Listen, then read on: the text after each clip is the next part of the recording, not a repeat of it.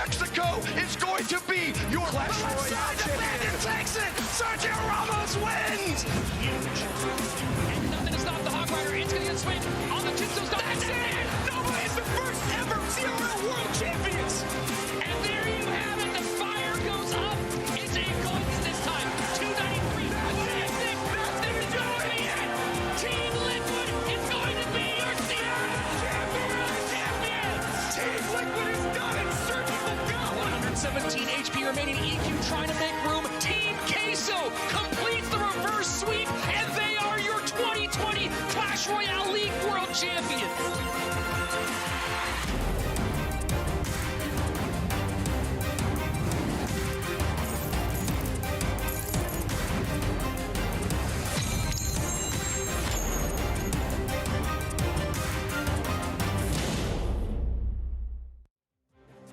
This Championship Sunday has a little bit of everything for you if you're a Clash Royale League fan. We have two of the top 6 players on the leaderboard going head-to-head trying to finalize that secure spot for World Finals. 2 players in the middle battling for those last chance qualifier spots, and 2 rookies looking to make a name for themselves today here with $20,000 on the line. Hello and welcome. I'm Rich Slayton, joining me my buddy Andrew Guy for a great day of Clash Royale League. And Andrew, there are so many fun players to watch today.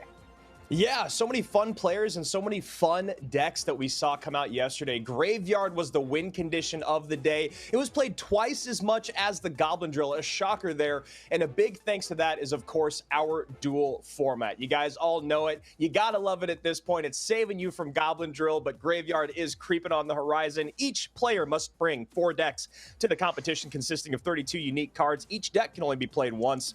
And of course, these are best of 3s. That means the first player to get to 2 wins will win that respective set. And it has been a battle this weekend. I've loved what we've seen. And just like my counterpart cohort was saying, a lot of money to be given away today. $46,000 up for grabs, Rich. Not just that cash, but points as well towards qualifying for our World Championship. That cash, though, big time money, and now we're into the top 6, so everyone earning at least $3,000. These first 2 matches of the day, both of those to double your money, or at least to get into that $4,000 range, and of course, that second place for $10K and $20,000. Can Mo Light do it again? Well, what thing does it have to do is earn more points. Muhammad Light seems like he's already clinched that World Finals berth, probably for Sandbox as well, but lots more to be played anyway. 100 points for the leaderboard, and that's going to be really big for those 2 players in the middle today, because we do have 2 guys who are still vying to either maybe push up into an auto-qualifying spot or at least hold on to a last chance qualifier berth. And talking about Muhammad Light and Sandbox, the only 2 players remaining in our winner's bracket, that is going to be our very first match of the day. We're going to start off in the elimination bracket, giving away $3,000 per each of those matches, but the third match up, Sandbox, Mo Light, hashtag Sandbox. Let us know down below in the chat who you think is going to win.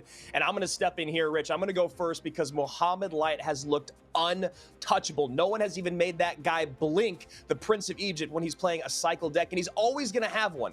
That means every single time he comes out, he's going to pick up at least 1 win every set, because you know that Tesla Goblin Drill cycle, he is unparalleled in Clash Royale. Yeah, I don't know. It's going to be curious. I'm kind of feeling the mojo of Sandbox, who's fighting so loose right now. But of course, we have lots more voting to do, so make sure you get those votes in throughout the day. And speaking of what's happening today, as Andrew just mentioned, that's our winner's bracket final, Mo Light versus Sandbox. The winner is guaranteed $10,000 with a shot at that $20,000 first prize.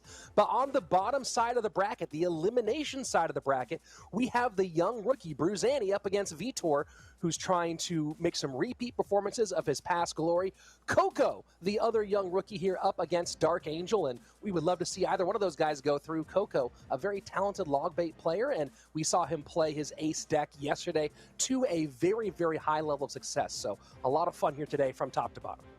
Yeah, and one of my favorite things that I saw yesterday was something that you and Eric had talked about, was the composure and maturity of Dark Angel. And I loved with Josh, he pulls out the giant graveyard, so a lot of great stuff to see in our first couple matches of the day, which I don't think I'll be joining you for, my friend. No, unfortunately, you have to sit back and watch for a little while. It's me, just myself and our friend Joshua AC Sharon. So, Andrew, I'll catch up with you later today for the finals of this monthly tournament. But right now, I'm going to go ahead and bring on the only ever, or one of the only ever, North American Clash Royale League champions, of course, CRL Western champion as well, my friend Joshua AC Sharon. Josh, we have some great matchups here. Some guys that you're very familiar with, you've played against a number of times, and some guys who are kind of new wild card picks. What are your thoughts on our first matchup today between Vitor and Bruzani? Well, overall, I've been pretty impressed by Bruzani. I mean, the composure that he's had in his games, I think that he's definitely, I mean, this is his first time competing, and he already qualifies. He's already made it to the top 6. A lot of times with these newcomers, you see them just, once the pressure's on, cameras on, everybody's looking at them, they really, I mean, they just lose. They go 0-4. We've seen that before, and a lot of people had to expect that that was going to happen again. He said no. He's doing really well so far. One thing people might not know about Brew is that his latter season has still been pretty good despite not being able to compete at this part of it. He has made the top 1,000 every single round up to now, including 5 top 200 finishes in rounds 4 top 200 finishes in rounds 3, 4, 5, and 6, including a top 100 finish. So the kid's been able to play. This is just the first time you kind of let the shackles off, and be curious to see what this guy does with a full year of CRL competition. Yeah, it's going to be really exciting to see. I mean, even, you know, just this weekend and then next month. But then, you know, as everything goes on, it's going to be amazing to see, you know, what he does with his career. So RG early here, aggressive from Bruzani, playing that at the bridge and single as you typically do. Of course, we did see Dark Angel yesterday playing at the bridge, even throughout double and triple elixir as well. So different strokes for different folks, if you will. First minute, 20 seconds away. And right now the lead, though, going to the Portuguese player, Vitor. Yeah, not a necessary minor prediction right there, but it is pretty cool. It shows Bruzani that he knows, he's thinking levels ahead, streets ahead right there, and was able to catch the Mother Witch, kill it off with the minor and the zap. So really nice play from Vitor, just trying to reset as double elixir happens. Then he can start motoring on defense, getting the minor earthquake cycle that he's looking for. He just needs to get there, and, you know, we're 5 seconds away from that. Royal Giant not going to break through, and this mortar feels like it's going to be really, really difficult for Brew to find any way through. What's the game plan here for the young American to get some damage on tower? Well, I think it comes down to Mother Witch value. Right there, we see it. The Hogs are able to get the tower down to 2182. It's a weird matchup for him. But with these weird matchups, you cycle the RGs in the back, you get one play going with the Mother Witch, and then at that point, you get a second RG up on the field. It can turn just like that. So he needs to play. He just needs to play his game. Eventually, he's going to get the opportunity, and he just needs to make sure that he strikes. So Mother Witch might get some value here at the bridge with the Fisherman behind. Minor, but another Mother Witch down as well. So stacking Mother Witches right now is Brew, and now a Royal Giant gets in front of that. This might have a chance with that pig health here. DPS not doing a ton to the Royal Giant yet as those archers do come down. Here we are, sudden death overtime, and at the moment, there you go, the big change. Brew does take it back and takes a huge lead as we go into our final 2. Yeah, with only Earthquake and Royal Delivery, yes, the Mortar plus Royal Delivery is going to be able to do a lot of damage to the troops, but it's just not going to be enough. He's going to allow Bruzani to continue to cycle Mother Witches behind the RG. They're always going to get value. He can never take out the Mega Minions that are behind the RGs, and so the Mega Minions on Bruzani's sides are always going to take out the Mega Minions on Vitor's side. And now we see it. He does have Fireball as well. This game, it's pretty much a lock at this point. Just needs to continue to play the way he's played. And yeah, this is looking great for Bruzani. Another mortar does get cycled down, delivery to help with the troops in support. This Royal Giant not going to get connected on tower, but still does put a lot of pressure in. Mega Minion, though, on the board for Vitor. What does Vitor need to do anything here? Because it seems like minor mortar chip not going to do a whole lot in this time frame. Yeah, that's the problem with these minor decks is once you're in these kind of tough spots, it is impossible to get back into it. We see the zap plus the minor, he gets 400 damage, and Brezani's just okay with that because you're not going to get enough damage as the game goes on. And right there, we see a Fisherman. We know the RG is going to come out of the bridge. He's just trying to set it up. A second Mother Witch as well. I mean, this is just tough. Mortar down, delivery will come in high one more time. Fireball and clear off the archers. Now under 600 HP on the left-hand side is Vitor. RG does not get a shot here, but still tons of damage. The lead way in the way of Brezani with 20 seconds left, and it feels like this is just Brew putting on pressure and keeping this game from getting out of hand. Yeah, I've been very impressed with what Vitor's done on defense to try and even get himself in a spot where he has a chance. And right there, we see it, Minor plus Earthquake. Gonna get the tower down to about 800. Not gonna be enough, but I love his attempt in getting back in the game, but that's the problem with Minor. You have to play perfect defense throughout, and it just didn't happen. So game number one here for our rookie Brew, who is so far having a pretty good tournament. Had a rough one against Mo in his first outing, but now has put together a nice little string of wins here and is one chance, one win away from adding some more money to that prize pool and getting some more points. Yeah, I mean, just a solid game overall. Exactly what you need to do. It's not the most difficult gameplay. It's not the most impressive gameplay, but you don't need to do that. I mean, that's why I love decks like these, especially for these rookies who aren't, completely comfortable. It allows him to just play his own game. And then right there we saw it was just, just a simple game, 5 minutes of playing. Other thing about Brew that we've seen so far is a pretty big variety in terms of deck picks. We've seen Graveyard from him, we've seen Ram Rider from him, we've seen Royal Giant, we've seen Drill, we've seen Royal Hogs. He's been doing a good job of staying unpredictable throughout this tournament. Right, and I think that's one of the most important things you can do as, some of these newcomers, because you have all this information on these pros that have been in the game, been competing for the longest time, 2 years, 3 years, 4 years. And so if you can try and give yourself matchups, that's going to be great. But then also when you're adding that to the fact that it's going to be hard to game plan against you, those two things together with good gameplay, it shows in game number one. So we know that Brew does like playing Graveyard. Only played it once here so far, but it's among his most played archetypes outside of our competitive tournament. Also a 2.6 player. And, never mind. We're going to see a Bandit to open up, and maybe we'll see similar looks on both sides of the board. Yeah, and Bandit plus Zappies, we could be looking at Drill, but again, it comes down to the fact that it was Graveyard twice as much as Drill. It's so interesting to see that everybody is leaning towards Graveyard and no one's really leaning towards these Drill decks. Well, we've seen a little bit of Drill, but not as much as maybe you expected for this weekend. GY has been the popular way to look, but right now P.E.K.K.A on both sides, so very interesting difference this time around. Yeah, and this is probably going to be just a P.E.K.K.A Ram Rider Lightning version on the bottom. And Brezani switching it up, using Zappies instead of the more meta versions of P.E.K.K.A that we often see. So I really want to know why he chose to go with Zappies. And so far with that beautiful timing with the Snowball, just even. And we've also seen the rise of Snowball this weekend. Not super popular overall and competitive the last. You'd think that seeing in duel mode, you'd see a whole lot more Snowball just because you burn spells, but I feel like we're seeing more Snowball this weekend than we've seen all year. Yeah, and it's never because they're burning spells. It's like it's the spell of choice, which is just so odd. And yeah, I guess people are just finding that it gets more value than people used to know. So far, it's been all bridge fights, no damage either direction, which isn't totally surprising given the style of decks being played on both sides. Yeah, that's really nice timing right there. The Bandit, the Ghost plus Snowball was able to make every troop hesitate, and it was able to kill that off. So that was really well played from Vitor. And again, we're 2 minutes into the game, and neither player has damaged the other one.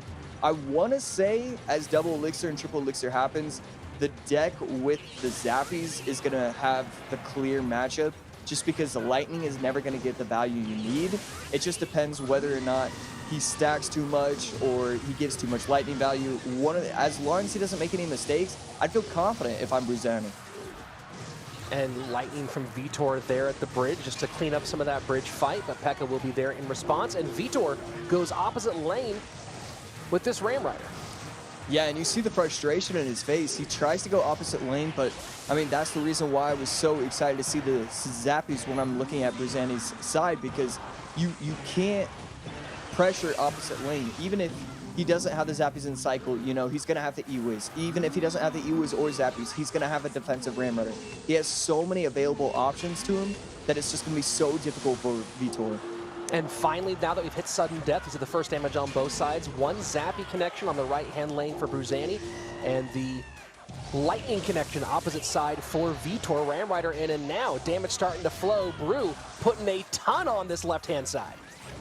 Yeah, beautiful offensive pressure right there. You only need 1 to 2 offensive pushes if you're going to use the defensive Zappies variation, those kind of things. So he gets that offensive pressure that he needed. We see the P.E.K.K.A reset in the back. I mean, this is exactly what you're looking for Bruzani. You just got to play your game, and then as the game goes on, especially with Triple Elixir, that's when you start to try and lightning cycle, but you don't need to panic.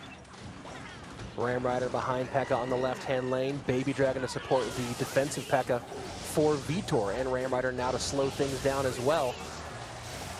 This fight seems like it takes place in about, let's call it 36 tiles, right? Three by, my math might be a little bit off there, 3 by 12-ish on those tiles, basically in between the two towers, and that's where the entire fight has been. Some opposite lane pressure, but really, this is one of the more unique styles of Clash Royale battles when you have this mirror match. Yeah, absolutely. It's so entertaining to watch. Just one mistake where you give a little bit too much value to a Ghost, a little bit too much value to a Bandit can change the entire outcome. So far, I mean, it's just been pretty much near perfect gameplay from both. And I mean, it just comes down to, again, the Zappies versus the Baby Dragon. The Zappies are just getting so much more value every time. The opposite lane ghost pressure from Bruzani, maybe not that impactful, but did force out something on that side. And you see Vitor, given the GG, knows there's no way he can break through with enough damage at this point. And Brew with a clean 2-0 to move on and send Vitor packing. Yeah, I mean, he does have Zappies, and so I was saying that that's a great matchup for him. But the thing is, he doesn't have Lightning. There was a lot of opportunities for him to get a lot of Lightning value, and I was wondering why he wasn't trying to do it. There was a P.E.K.K.A, 2 Baby Dragons. Why is he not choosing to do it? Because he has the Earthquake instead. Pretty interesting variation. I really like what he did there. Here we go, taking a look at some of the bridge fights that were happening here, and this was the whole story. Was basically just a party in the middle, trading blows back and forth. And again, we are still a minute away during this moment from any actual damage coming in. And there you have the first tick of damage on the right-hand side with that Zappy, followed by a little bit of lightning value on the left-hand side moments later from Vitor. And this was a very technical battle here, Josh. Yeah, I mean, we saw right there in that replay, he gets the predictions snowball on top of the E-Wiz, pushing it off to the side, allowing his Ram Rider to get one more shot. I mean, it's just every single play was so calculated for Bruzani, and I mean, that's why you have to play that way if you're going to be using a non-lightning variation. I'm just so impressed by his gameplay. Well, a nice 2-0 for Bruzani, and you talk about being impressive.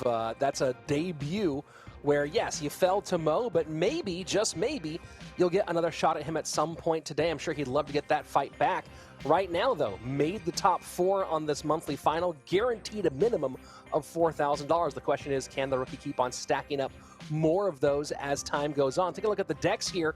And this first one, you know, Josh, you got to think a little bit about this matchup in terms of some of the deck selection stuff. And this one in game number 1, I'm really curious what Vitor's thought process was choosing this one in this situation. Right. I mean, it just, I love the Valk plus Royal Delivery and Earthquake. And yes, he was able to come back at the very end. So, I mean, had he played a perfect game at the beginning, you know, this would be an entirely different story.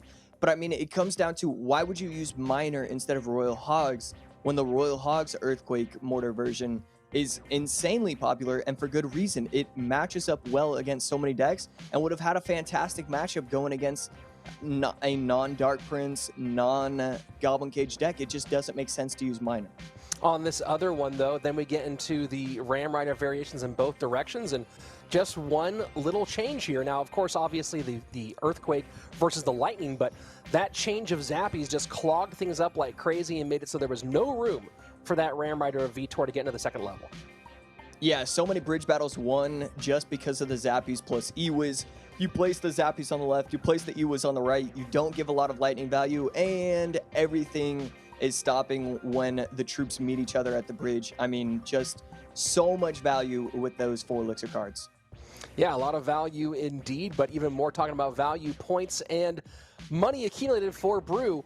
Of course, as we said, it's going to be very difficult. You have to have 2 pretty much perfect seasons, 2 perfect months to make any sort of headway into that last chance qualifier, but the cash won't hurt. As you do, you see him moving along into our lower bracket final here, or lower bracket semifinal, if you will. He'll await the winner of our next matchup between Coco and Dark Angel, which should be a good one in its own right. Vitor does walk away with $3,000 and some good points, and definitely going to help him in that push towards making it into our World Finals, but maybe not as much as he had hoped for. But now we're moving on to another guy, same situation, Coco. Most likely not in the running for qualifying for World Finals, new in these standings, but on the other side of that, you have Dark Angel, who is in that mix, and every single point counts for him right now. Right, I mean, the pressure is all on Dark Angel, but again, we talked about it the other day, he has so much experience. It doesn't matter that the pressure's on as long as he tries to keep it a little bit frisky with the giant decks, you know, anything like that. I feel very confident if I'm Dark Angel. Now, you talk about 2 guys who the pressure isn't really on for the moment, and that's our 2 players in the winner's bracket who we'll be seeing later today in Mohamed Light and Sandbox, and you can still vote #Light or #Sandbox to decide who you think will be the winner. Is it the current #1 in Mohamed Light or the #6 player on the leaderboards? Very confident right now in Sandbox. Go ahead, get your votes in right now to decide who you think will be the winner of our winner's bracket matchup. And of course, we're not there yet, though. Let's go back to the match at hand here. Coco, known as a logbait player, a very talented logbait player. We saw that yesterday. Do you expect to see it again today? Because that is his comfort, that is what he goes to. And how do you think that would match up against Dark Angel and his style of play? You know, when you go... See, logbait is one of those decks that matches up well against off-meta decks because it really applies pressure to not well-constructed decks. And so I would like to see him try and use it if he feels like the opportunity arises. But the other hand, Dark Angel understands that. So I would like to see him try and use bait against Dark Angel. But if there's going to be one player that you shouldn't do that, even if in theory it should match up well, it's him. It gets weird. And here we go, seeing Mortar Miner again. So two matches, twice in a row, seeing Mortar Miner as the key combination. Yeah, and this time it's a little bit more meta version, going with the Musketeer, Valk plus the Earthquake. I don't know why people are going with the Miner in these scenarios. I mean, maybe they're trying to set it up so that they can use Royal Hogs in the future, but I mean, Royal Hogs really only works with one deck. It really only works with those Miner, or with those Mortar Valkyrie decks. So yeah, it's interesting to see. Dark Prince will be nice to have with a moderately quick cycle deck here against the Goblin Drill. But the question is, will it be enough? Goblin Drill does seem to find a way, and the Bandit, wow, a little clean leapfrog there to get on tower. That's what the Bandit does.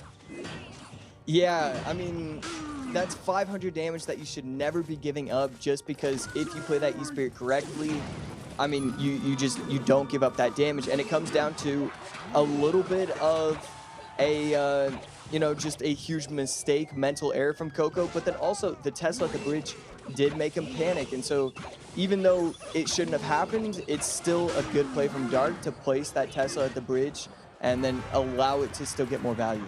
Dark Angel with the lead right now, 1784 to 2208 as we go into our final minute of regulation gameplay.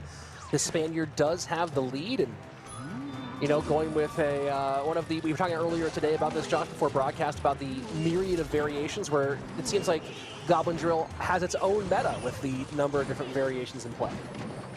Right, I mean, it's so, I mean, it provides so much value in so many different ways. And really nice push right there with the Mortar plus EQ. As this game goes on, now that it's double elixir, he can feel really good about how this is going, because with this specific variation of the Goblin Drill, he doesn't have any kind of, he doesn't have any spell damage to get on towers. So as this game goes on, as long as you're not giving up 600 damage to Goblin Drills, you should be fine, but that is a lot of damage. And that was a second mistake there with the Electro Spirit out of Coco, who played it too close to the drill, and it got eaten alive by the Goblins before it had a chance to actually hit and help against them. So a lot of damage there. The Electro Spirit so far 2 times now betraying Coco in these key moments. Yeah, and that's just not what we like to see. I mean, just needs to clean that up. The thing is, if there's one deck that you can do that against and still be able to come back, it's against a no-spell deck. You can stack, you can do all sorts of things to bring yourself back in these games. So yes, obviously not a good situation for him, but he's not down, he's not out. Yes, he's down, but he's still in a spot so that he can succeed.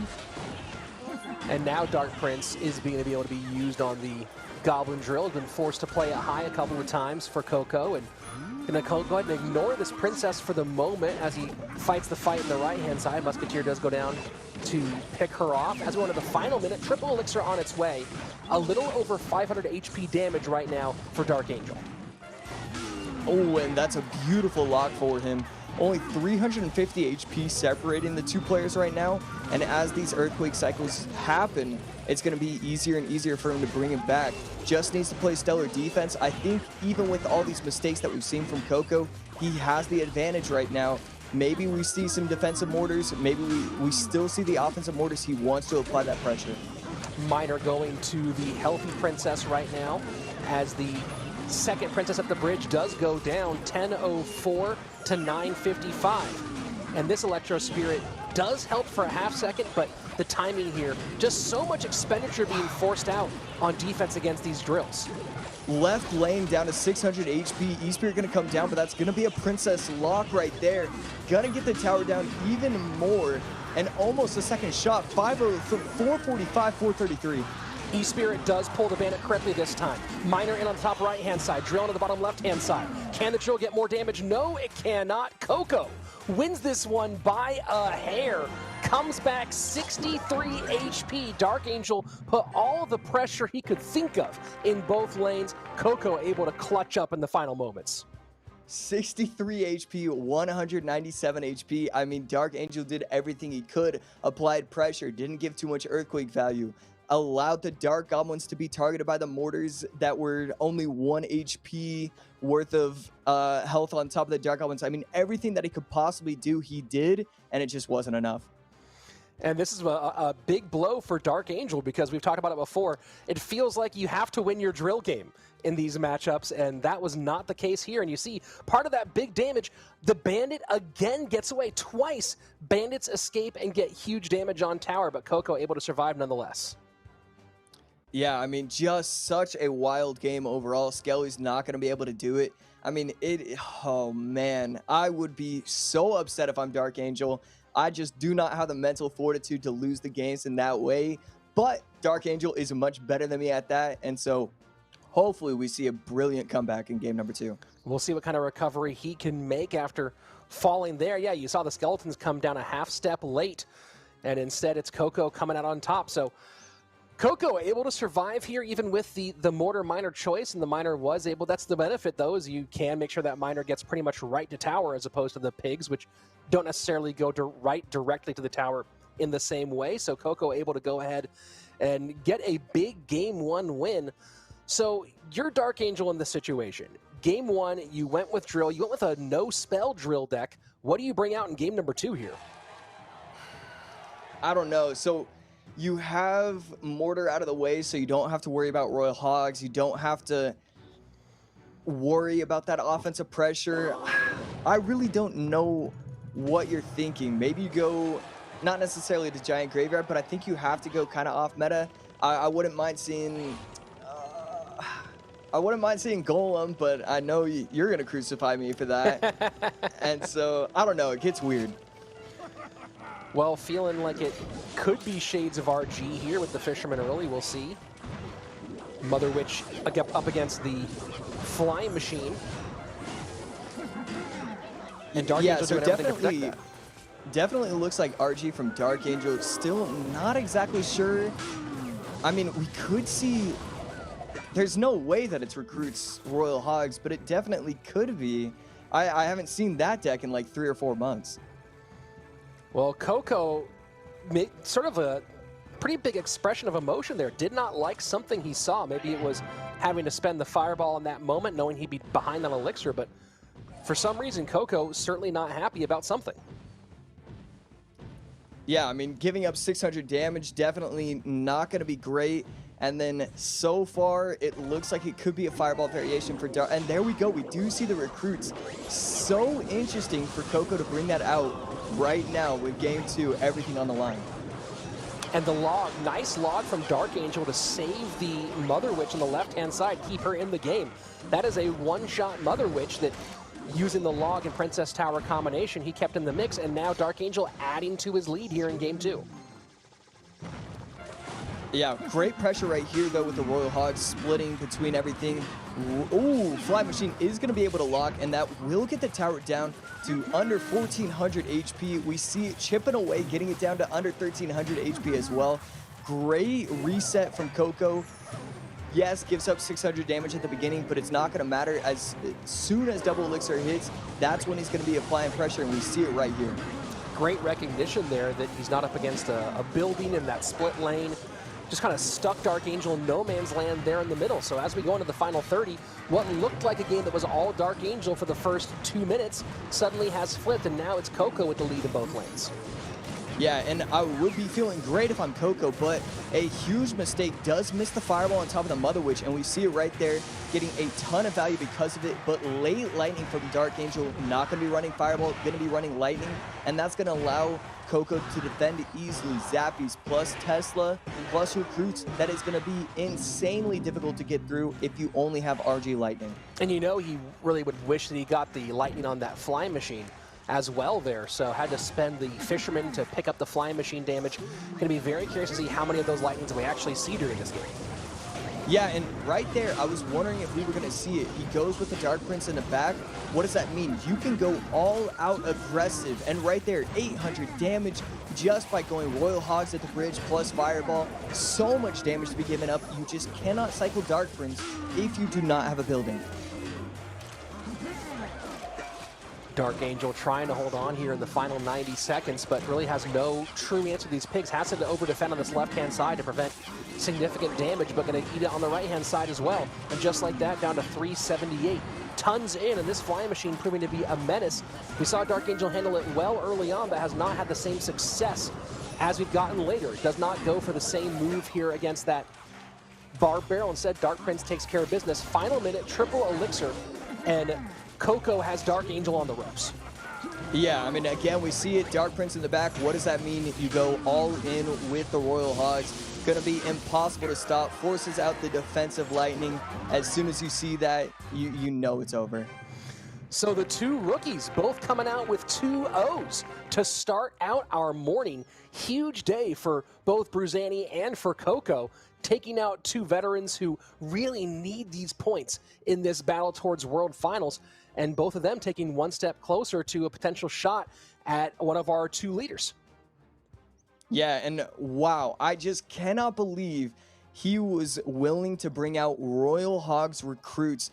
I was wondering, I cannot believe he used Minor Mortar to set himself up for Royal Recruits, Royal Hogs. I love what he did right there. I just, that is not something that we see often, and especially in this month to be using this deck.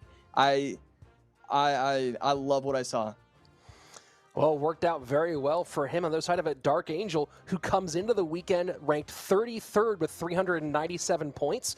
trying to get those extra points to push towards the top 24, which is 451, and going to fall a bit short of that, I believe, in this final weekend. So not quite the mark he wanted. Does have one more month to try to break through into that top 24, but does have a good spot in that last chance qualifiers, at least for the moment. Coco, though, is the story of the day. Guaranteed a minimum of $4,000. Will be playing for a shot at $6K and beyond. And with a great, great performance today. And this first one, man, it really felt like Dark had it locked up. Yeah, I mean, Dark Angel played it to near perfection, doing exactly what he needed to.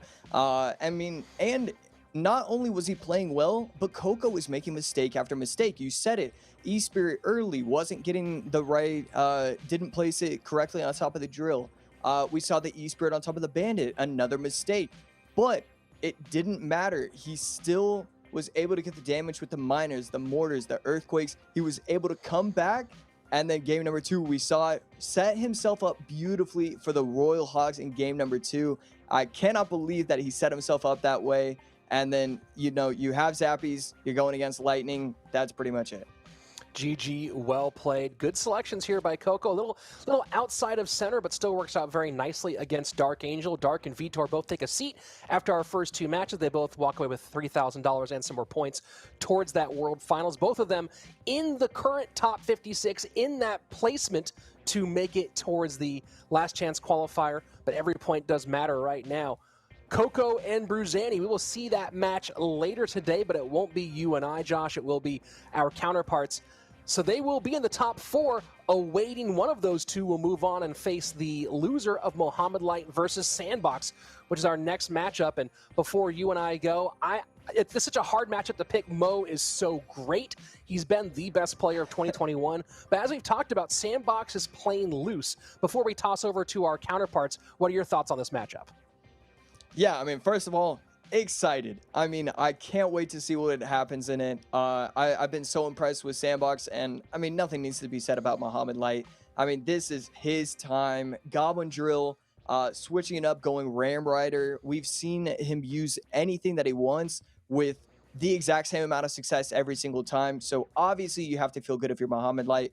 But then again, we go back to Sandbox. He's playing well. I really like what I've seen. And I mean, you know, I want to say that I feel good. I think I want to say that Sandbox has this.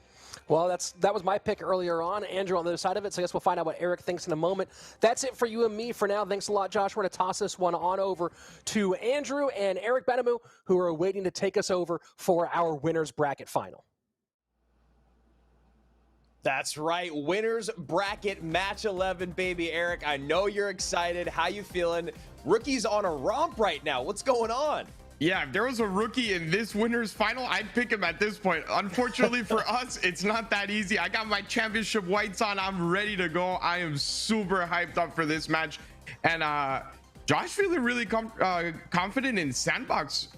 I don't know, man. I'm not picking against Mo ever. I have learned my lesson over and over again. And there is one big key to victory, and that is you got to beat Mo when he has Tesla. If you can do that, you have a chance. If not...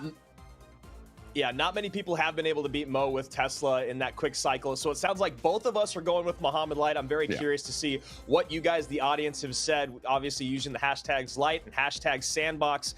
Really exciting stuff here when you talk about this battle to first place. Sandbox's best finish has ever been second. Mohamed Light, he was our first monthly champion, but he had to do it all the way through the elimination side of the bracket. So really great stuff. He's never actually been in this position before on his path to first place. And look at that. 61 to 39%, maybe a little bit closer than we've seen in some of these other lineups. I know how we both feel about Mo. We know that Sandbox has been playing really, really clean Clash Royale this weekend, though. What does he need to do other than just win when Mo has Tesla? What does he need to do? Maybe deck-wise, maybe change up the way he plays. What will we do right here, Coach? That is exactly when you have to lean on your staff. That is why you're on Tribe. That is why they have a coach. That is why you have... He actually has one of the best analysts in the game. He is a Venezuelan analyst who has set up this entire API system on his own program and everything. So this is where you lean on them. Just skill on skill, Mo will go toe-to-toe against anyone. You need to have the edge when it comes to decks. If you're his coach, you need to pump him up. You need to make sure you can beat him, man. You are just as good. You need to get him in the right mentality. It's going to be everything other than technical skill, because we know both of these players have the same amount of technical skill. It's who has the edge in everything else.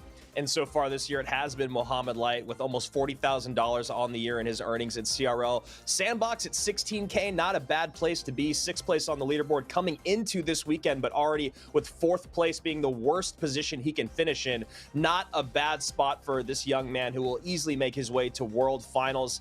You know, you're the coach, I'm the analyst or the commentator. It's very hard for me to really add on to what you're saying, other than the fact that I think maybe Sandbox, like you said, you can't go toe-to-toe skill-wise with Mohamed Light with that one specific deck, right? If it's your Goblin Drill Tesla matchup, if it's a mirror match, or at least different iterations of that win condition, that's where you go, okay, I need to do absolutely the best thing that I can. I heard you say this yesterday, if I lose to Mo in this game, but it's about those other 2 games. You got to bring something new. You got to bring something fresh. I love what we saw out of Dark Angel yesterday. You saw Mo get a little bit surprised, overwhelmed by it. I'd love to see something that's maybe popular on Grand Challenges, popular in ladder come out, but maybe just isn't used as much at CRL because it's unforgiving. Something like Golem Clone, because you're talking about these very high-low matchups, high ceiling, low floor matchups. Expo is another one that's been really, really popular. But again, when you talk about Mohamed Light, he just knows these matchups back and forth. It becomes a really tough job as an analyst to put yourself in a good position here. Yeah, we were riding on the same wave with that Golem Clone until you hit the Expo. I'm not going Expo against Mo just because you know how good he is on defense. And if your win condition is that Expo, it is a big risk. But I saw a bunch of players actually go at Mo with Golem Clone, and it is a good choice. If you just play patient, you take some damage. Obviously, you still have to know how to play it. I know it sounds kind of weird to say you have to know how to play Golem Clone, but when you are playing at the pro level, it is different than when you're just playing on ladder. And you make a great point. You need to come at him with something different, because if you're going to go at him with the same meta decks that he's played in every single tournament, not only CRL, but he plays top ladder, he plays every tournament hosted by anyone in Clash Royale. He's had a look at everything. If you're just going to go at him with that, he's going to defend very, very easily, and it's going to be very tough to beat him. So I'm 100% with you. Show him something he hasn't seen, or if he hasn't played against it over and over again. Yeah, I mean, Royale API does such a great job. We were all talking about how much we use that site before the matches today. And, you know, you go there, you look at the Grand Challenge board, you look at top ladder, you eliminate every single deck that has Tesla and Goblin Drill in it. And then maybe you go to that deck. That's maybe where you want to start your battle when you're picking what to run against Mohamed Light here, because once again, he knows these matchups in and out. And now we're about to see what Sandbox wants to do. I mean, hey, maybe he steals one away from him with the drill, but right now he's going light with some Spear Goblins.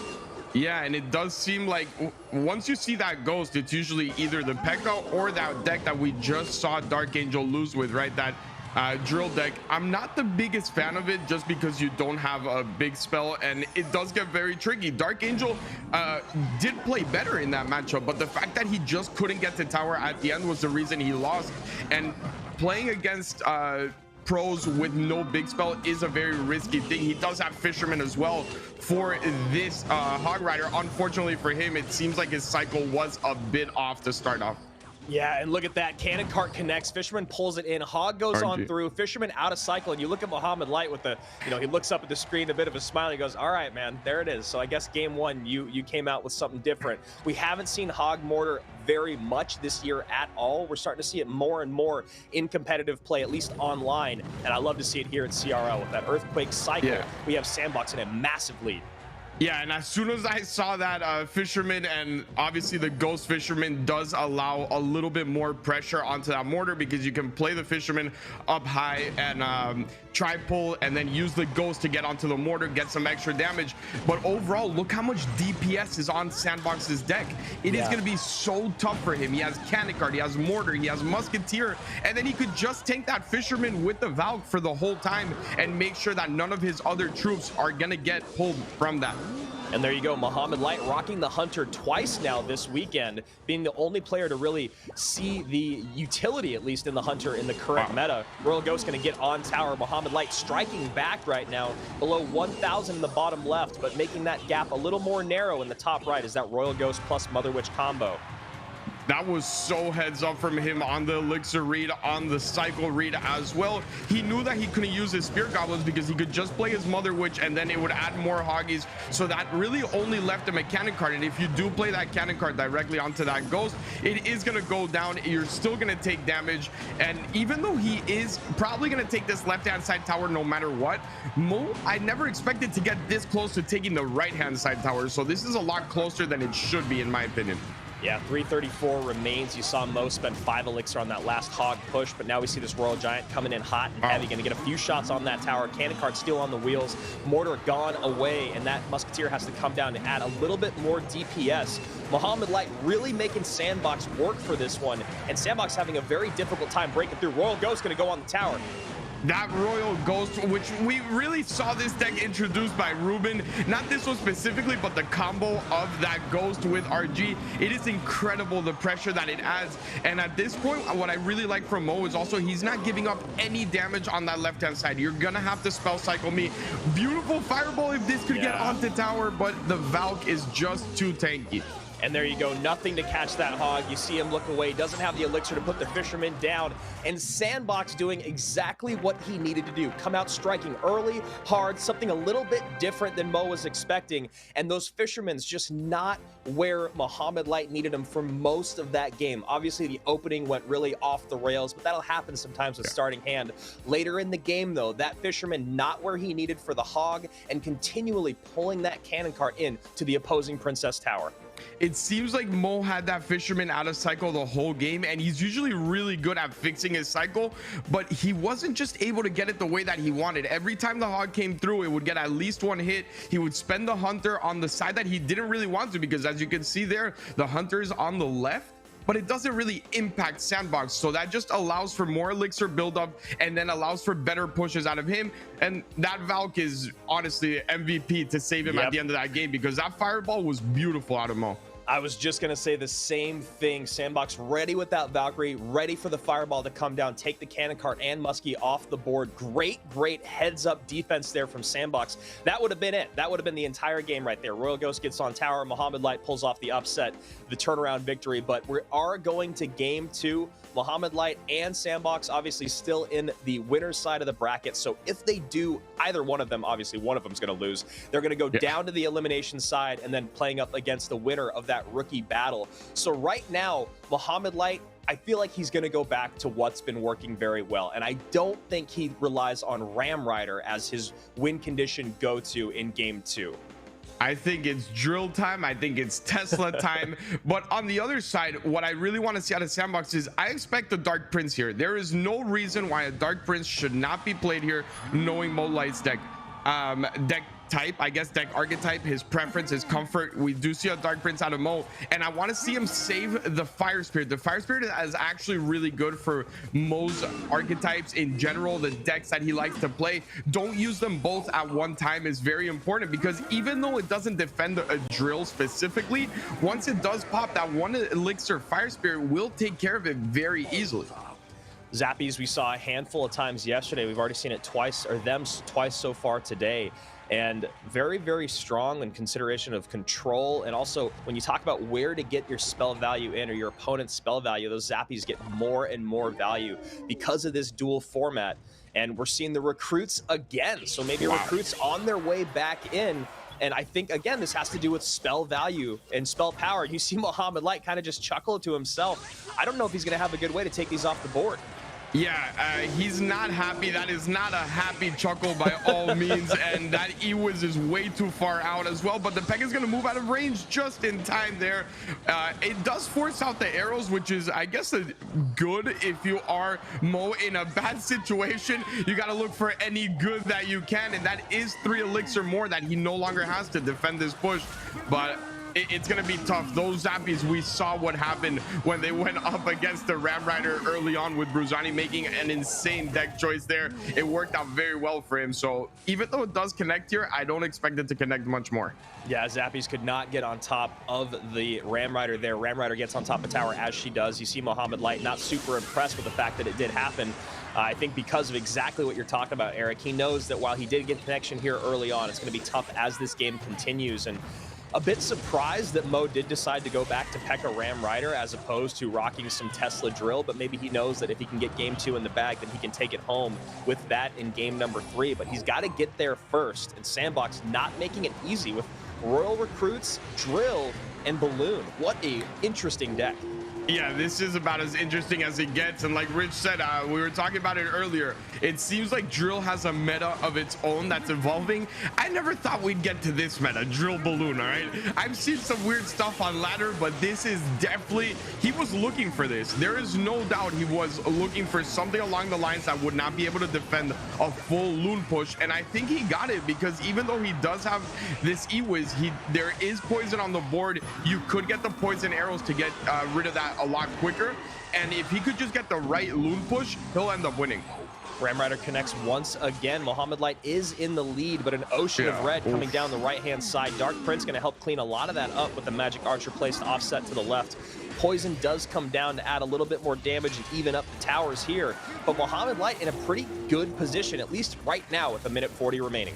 I really like the pressure he's adding on. He's always forcing the Zappies out before the Ram Rider comes out, which is a very smart play out of him. Obviously, the Ram Rider here going to target a bunch of different troops, so the Loon should be able to make it unless he snowballs, and he sure does. E-Wiz comes down as well. Now watch out with the push on the right. He has to go and defend again. Meanwhile, push on the left. P.E.K.K.A. goes down to the Inferno, but this Magic Archer has been lined up for a minute, getting a ton of damage, making this now the lowest tower. Dark Prince connects, and Sandbox is going off the rails here. Eric, 212 remaining. That's a snowball and a poison away. It sure is, but he still has to defend this. If Zappies do go down here, that'll stop it. He goes Drill instead. This Loon, the E-Wiz does go down, but I think he's able to defend just enough. If that Loon would have made it to tower before the E-Wiz actually got another hit, I think it would have hit once more. And at this point, it's just a race. Yeah, Ram Rider going in, nothing there. Drill does come down in time. Snowball is in, 28 damage is all that remains, and Mohamed Light pulls off, I think even in his mind, what was a miracle. He looked so frustrated when he saw what he was going up against. The poison, though, a really, really great 8th card. Great spell there for him, and of course the snowball to take that tower down. That's always fun. I'm just, I feel for Sandbox, man. How does Mo make it to tower this much? How is he this good? I just don't get it. Look at the troops on the other side of the board. There is everything you want when you're playing against a Ram Rider P.E.K.K.A. deck, right? You have the recruits, you have the Inferno Dryad, you have Zappies, you can defend with Drill, and then on the other side he has Loon as well. Mo is so good. It's so impressive the way he does it. And the scariest thing is Tesla's still available, Drill is still available, and we're going to game 3. Yeah, and Sandbox has to know that's what he's going to see in game number 3, although Mo has been keeping us guessing, which is a big part of his success, at least here in game 2. I think Sandbox was expecting to see Drill. We didn't see it. We saw P.E.K.K.A. instead. Wasn't a great matchup, but Mohamed Light plays through it. We're all even here in the winner's side of the bracket. Mohamed Light giving Sandbox a run for his money, or vice versa, considering Mo's the best in the world at the moment. And that game right there is one of the reasons why he solidifies himself as the best at 20-21.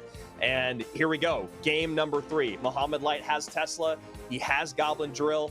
He has all of the things that he needs to at least succeed early in the tournament, early in qualifiers, on ladder, and I'm sure he's going to do it again here in our finals. This is where all the mind games come to light, right? This is the beauty of Clash. You know Mo is unbeatable with that deck, but at the same time, Sandbox has not used Dark Prince yet. He still has Dark Prince, and that is the absolute best defense for Drill. So here we see Spear Goblins, and Spear Goblins usually mean Mortar. If I'm not mistaken, it looks like we're about to see Mo Light maybe not use Tesla Drill in a whole set, and he still is in a pretty good position to take this. Yeah, and you have to tip your hat to him for not being predictable. If that is the case, he still has Valkyrie available, and he still has Bomber available to help clean up all those splash troops. There's the Valk, so it's going to be Mortar, Valk, and maybe see some Piggies as well. Good start as the mortar connects. I'm sure you're happy about that, not because you're a Molite fan over Sandbox, but I mean, for those of you who don't know, Andrew came into the league telling everyone I am a mortar player, and it must make you happy to at least that we get to see mortar. I think mortar has been a lot more prevalent than we all expected once this Spear Goblins mortar quick cycle type of deck started coming to fruition here. Yes, I'm so happy that Mortar is back, and I've been trying out these decks. This is actually one of the more popular ones out there, a little bit heavier than what we've seen in the past, but you can see how much damage it has, how much map control you're going to get, and that is a beautiful lightning out of Sandbox. Piggies do come down to keep that flying machine at bay, in tower range, and nice cleanup there from Sandbox as well. Sandbox was on point with analysis. It is a big point that we spoke about earlier, and to have lightning not only against Musketeer but against the cannon cart, keep it on the other side where you don't really have to worry about it, and then you have so many air units that make it really not as effective as you want it to be if it does stay on your side being Mohamed Light. This is another good deck choice in my opinion for Sandbox. This is 3 for 3. This is what we were talking about. Yeah, I mean, you have to give yourself good matchups. You have to play something a little bit different. And honestly, the tip of my hat to his analysts for not just going, oh yeah, Mohamed Light is like we did. He's going to run Goblin Drill Tesla at one point. He doesn't do it. Sandbox still in a great spot. Yeah, he sure is. He has not only dragons, knowing that fireball is out of cycle. This is where duels come in, right? Those Skelly dragons are so tough to get rid of if there is no fireball, and Mo used fireball in his first deck. He knew that, he recognized it, and I mean, if you're going up against Hoggies and you have Mega Knight and Dark Prince, you're looking good. Yeah, this is going to be tough for Mohamed Light to get on top of this flying machine. You see this Mega Knight up high with the Piggies behind. Good value there on the delivery. Valkyrie comes in as well. Lightning, though, takes that Muskie off the board. And a bit of an overwhelm here still. Mega Knight taken for the Piggies. Piggies on tower. Flying machine on tower as well. That's it right there, Eric. And Mohamed Light knows he has to go back down the elimination side of the bracket where he's found great success in the past, but I don't think that's how he thought this set was going to go. Yeah, I don't think so either. I think he thought he was making a great play by not using the Tesla drill. And honestly, the Tesla drill would have been even worse in this matchup. So yeah, it was a good thought, but that is where creativity will win you games. You maybe should have shown something completely different. Go lava, go something that no one has ever seen before, because he already got 2 matchups on you, right? Don't give him a third chance. You know Dark Prince is going to be in there. There's no way that in that third deck he was not going to run a Dark Prince. So either way, it was a tough matchup, and I think moving forward, Mo maybe just has to get a little more creative and rely a little bit less on just pure talent. I love what we're seeing here in this deck. You called it out with the Skeleton Dragons and how hard it was to get on top of them. Then you add in the Flying Machine and the Piggies. Where do you go with the Valk? Where do you go with the delivery? How do you get the Musketeer where you need her? And the answer is you don't. With that Lightning coming in and cleaning her off the board, it made it near impossible for Mohamed Light to defend adequately. And just a brilliant showing here from Sandbox, who his best place finish has been second place, where he's in that spot once again. It's first or second from him. He's playing great, and he's going to sit back and watch the rest of what's going down below him in the elimination side of the bracket. But he deserves to take a break, sit back, and enjoy some Clash Royale himself, because that was a phenomenal set from the South Korean. He sure does. And I saw on Twitter yesterday, I'm not sure if it was right or wrong because I don't know Korean, but apparently the sign that Sandbox and Coco were holding up meant see you back in the finals. We'll meet again in the finals. And right now it's panning out. Sandbox did his job. Now it's up to Coco. I love that. That's awesome to hear. And yes, the South Koreans both still in it. One of them a rookie, one of them a vet, and this was deck number 1. Great matchup here for Sandbox once again. You saw him take pretty good control of that game. Mohamed Light, though, bouncing back, make it incredibly difficult. The fireball there used at the very end to clean up the cannon cart and the Musketeer. Valkyrie was there to catch, and that is what brought us to game number 2 with 1 in favor of red. But bouncing back, deck 2. Talk us through this one, Eric.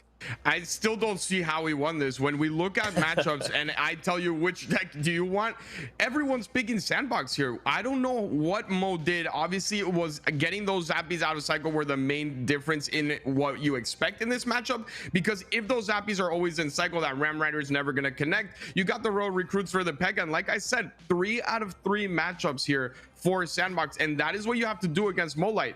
Look at that. Even though you got 3 out of 3 amazing matchups, it was still difficult. Even in that last game, Mo brought down that tower to 950. He's always making his opponents work for their money. And you see here, brilliant deck choice from Sandbox. He looked at what spells were in play still. He knew Fireball was out. He knew Poison was out. So what do? You bring out a bunch of cards that are such spell bait cards. But look at Mohamed Light.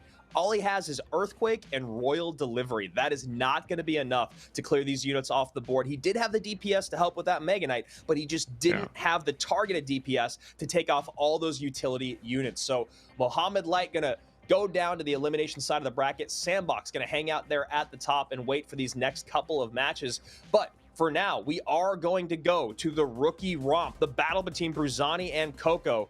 The American and the South Korean, and you can see right there, yes, Mo Light going to be in the 13th matchup. Sandbox waiting there in the finals. Great position for him to be in. He's been there before. Let's hope he can close things out this time, or at least if you're a fan of Sandbox. Last time, though, he was dethroned by the 8th seed in Ta, who we have not had the pleasure of seeing yet again here in our monthly finals.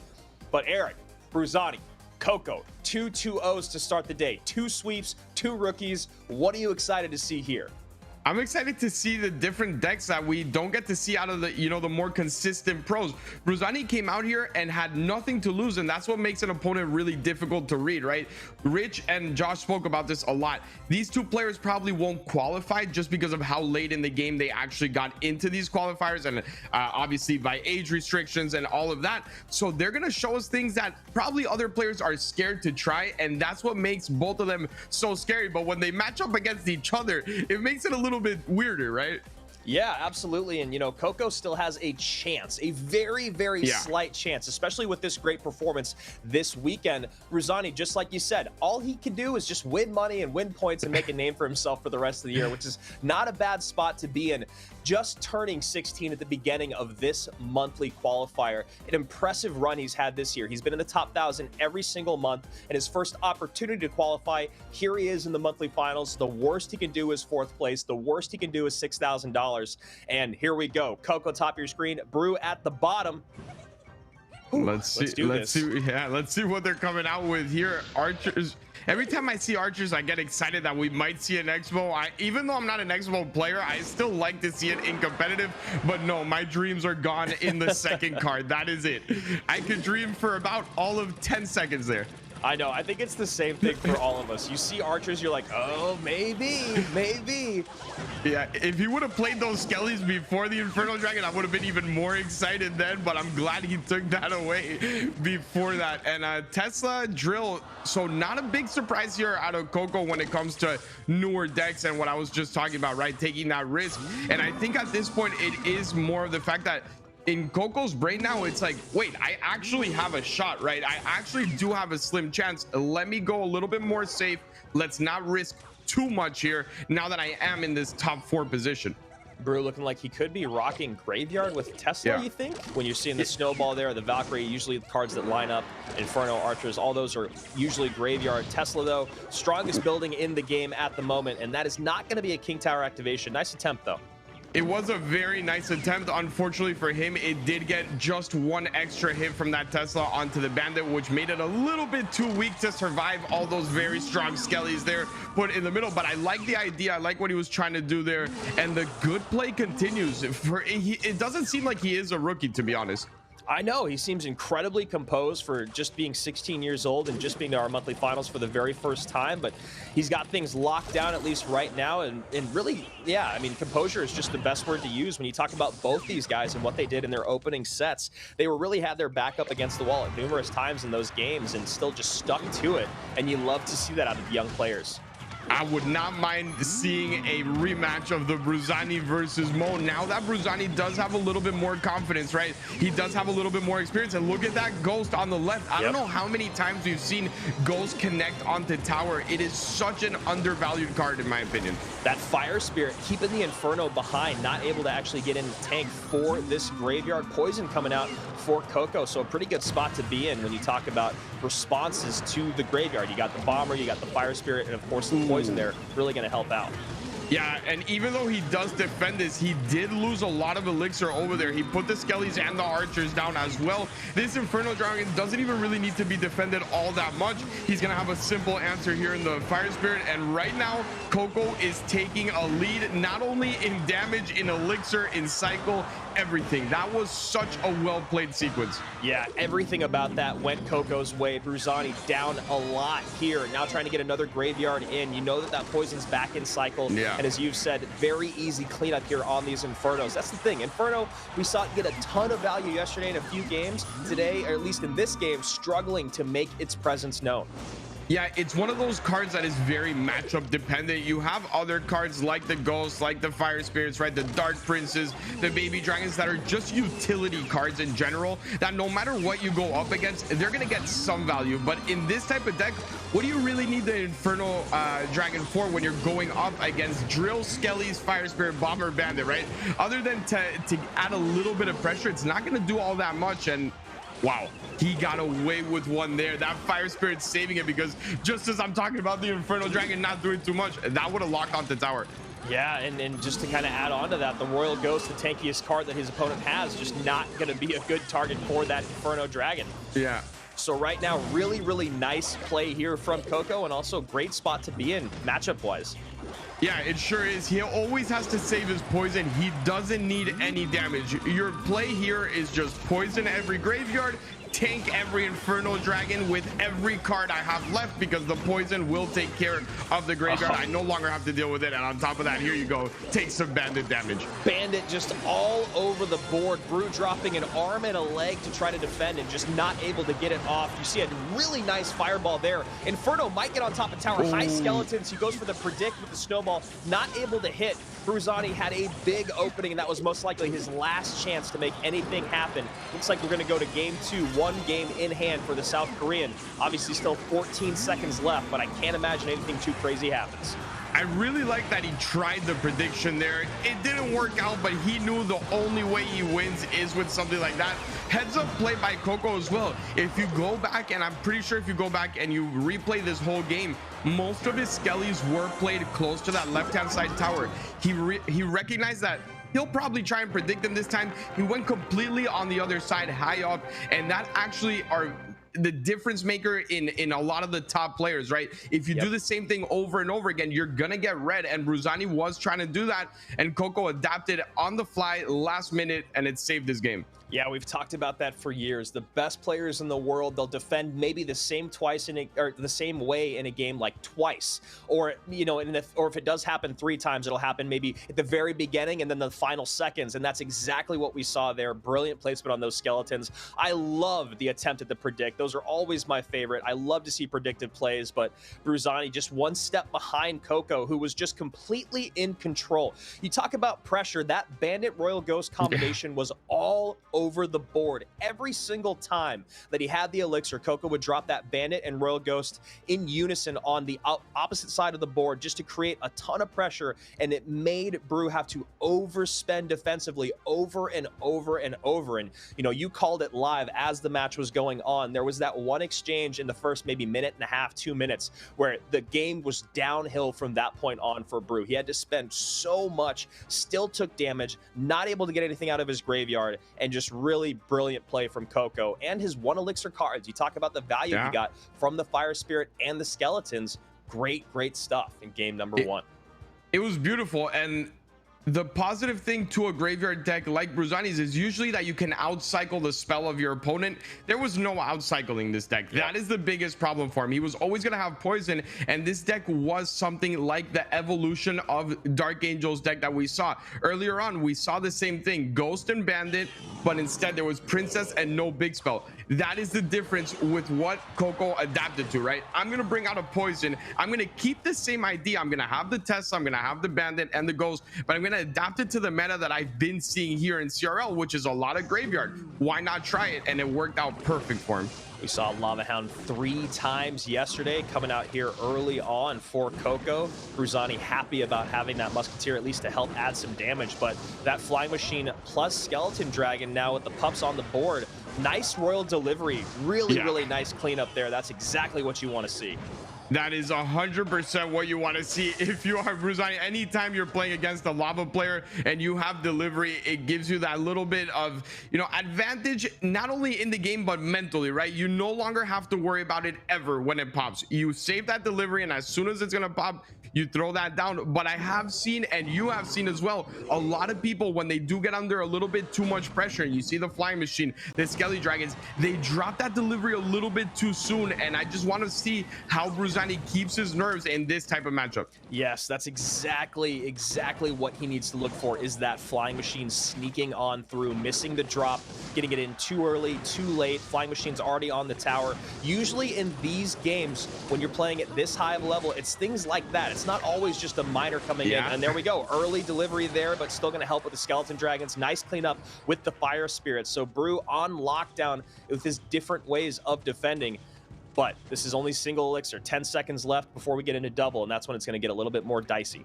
Yeah, the good thing for him is he is up 4 elixir right now, which is a great sign if you are going up against Lava, but you no longer have that Fire Spirit. You just use it, so this time around you do have to use, ooh, I was not expecting Elite Barbarians there. I was gonna say you do have to use an Earthquake and it'll set you back some elixir, but now it's gonna set you back a whole lot more. This is not gonna be enough, and delivery out of cycle now.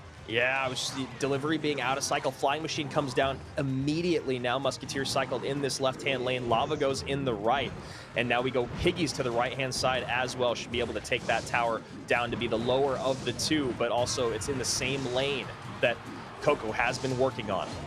I really like that play from Coco, understanding that there is no fireball. There's nothing that's going to really get rid of these Skelly Dragons. Yes, I'm going to take some damage, but now I get to apply the pressure. And now this is dual lane pressure with the Elite Barbarians. Plus, those little Skellies are going to be a little bit of a nuisance for him. They will add up now, and look at how it's going to tank on that Knight before the Elite Barbarian gets hit again. And damage is being done slowly here.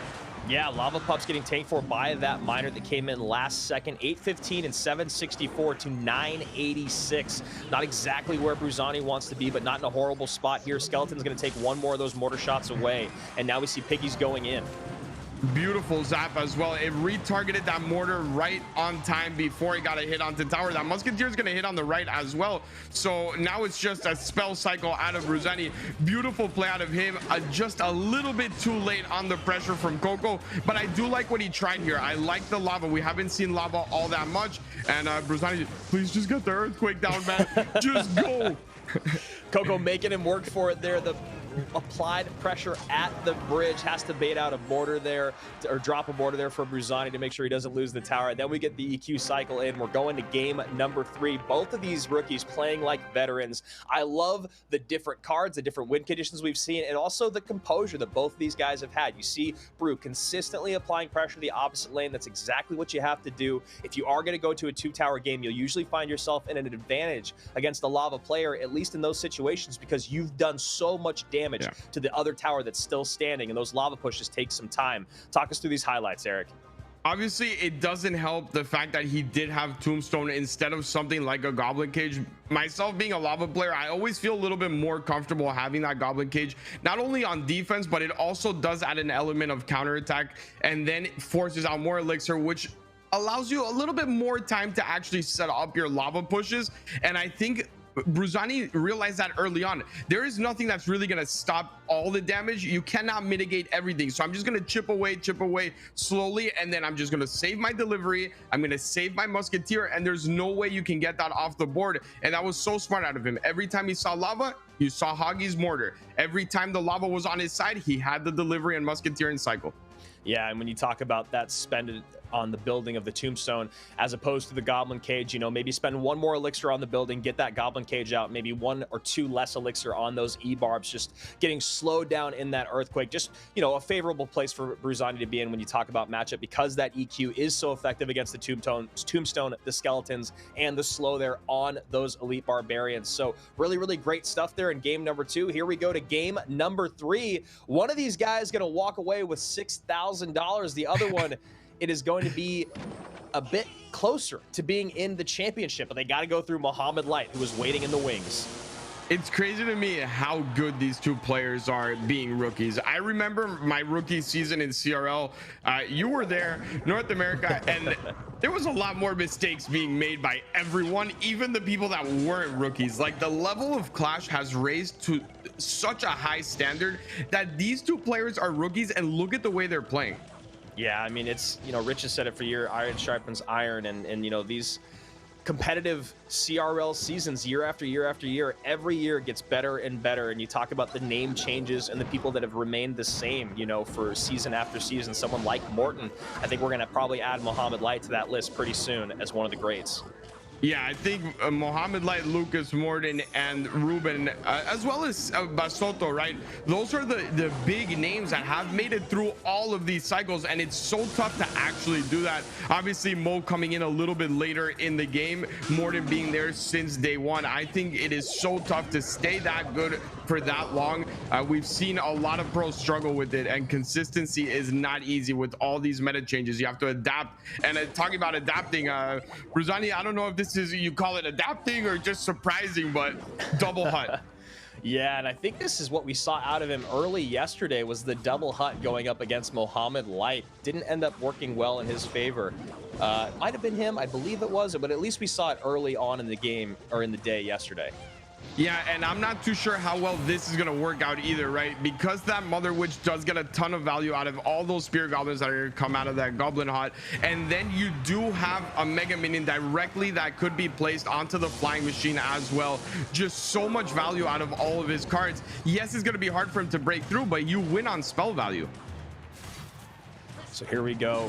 Lightning going to be a lot of trouble here for Bruzani, as you can already see that tower down to 1670. Mother Witch also going to be a pain with all these spawning units. Coco in a great spot matchup wise again. Cannon Cart does get pulled in, but goes right off of its wheels and gets a couple shots in on tower though. Look at that.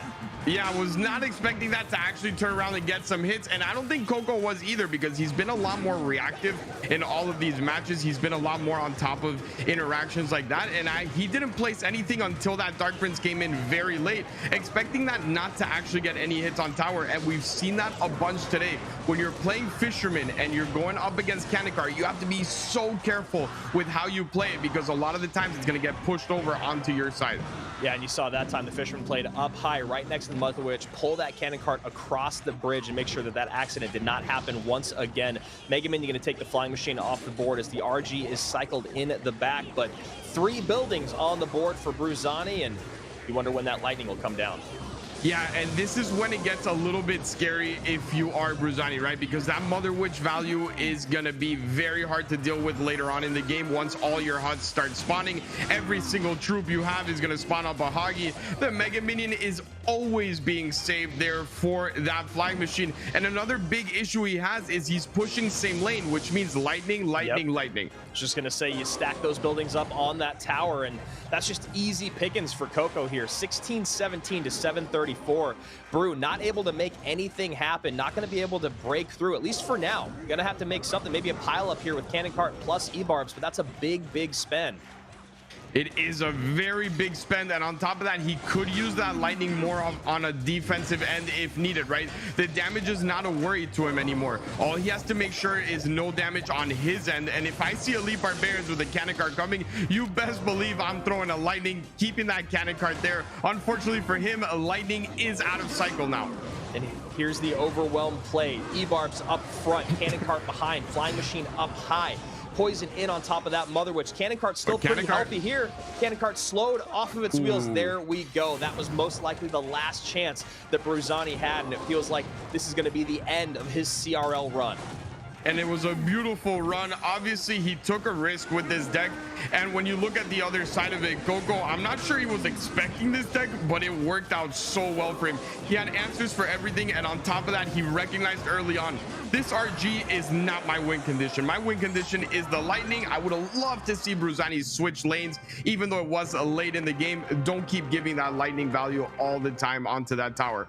Yeah, it felt like he was kind of painted into a corner there. That's exactly what I was thinking, is can he switch lanes? But again, when you don't have a tower-seeking win condition, when you don't have a way to break on through, even just a miner to help out with the stack up of troops could have been something that would have at least maybe narrowed the gap. But when you look at this, this was the story of the entire game. Lightning on that left side Princess Tower. Log came in.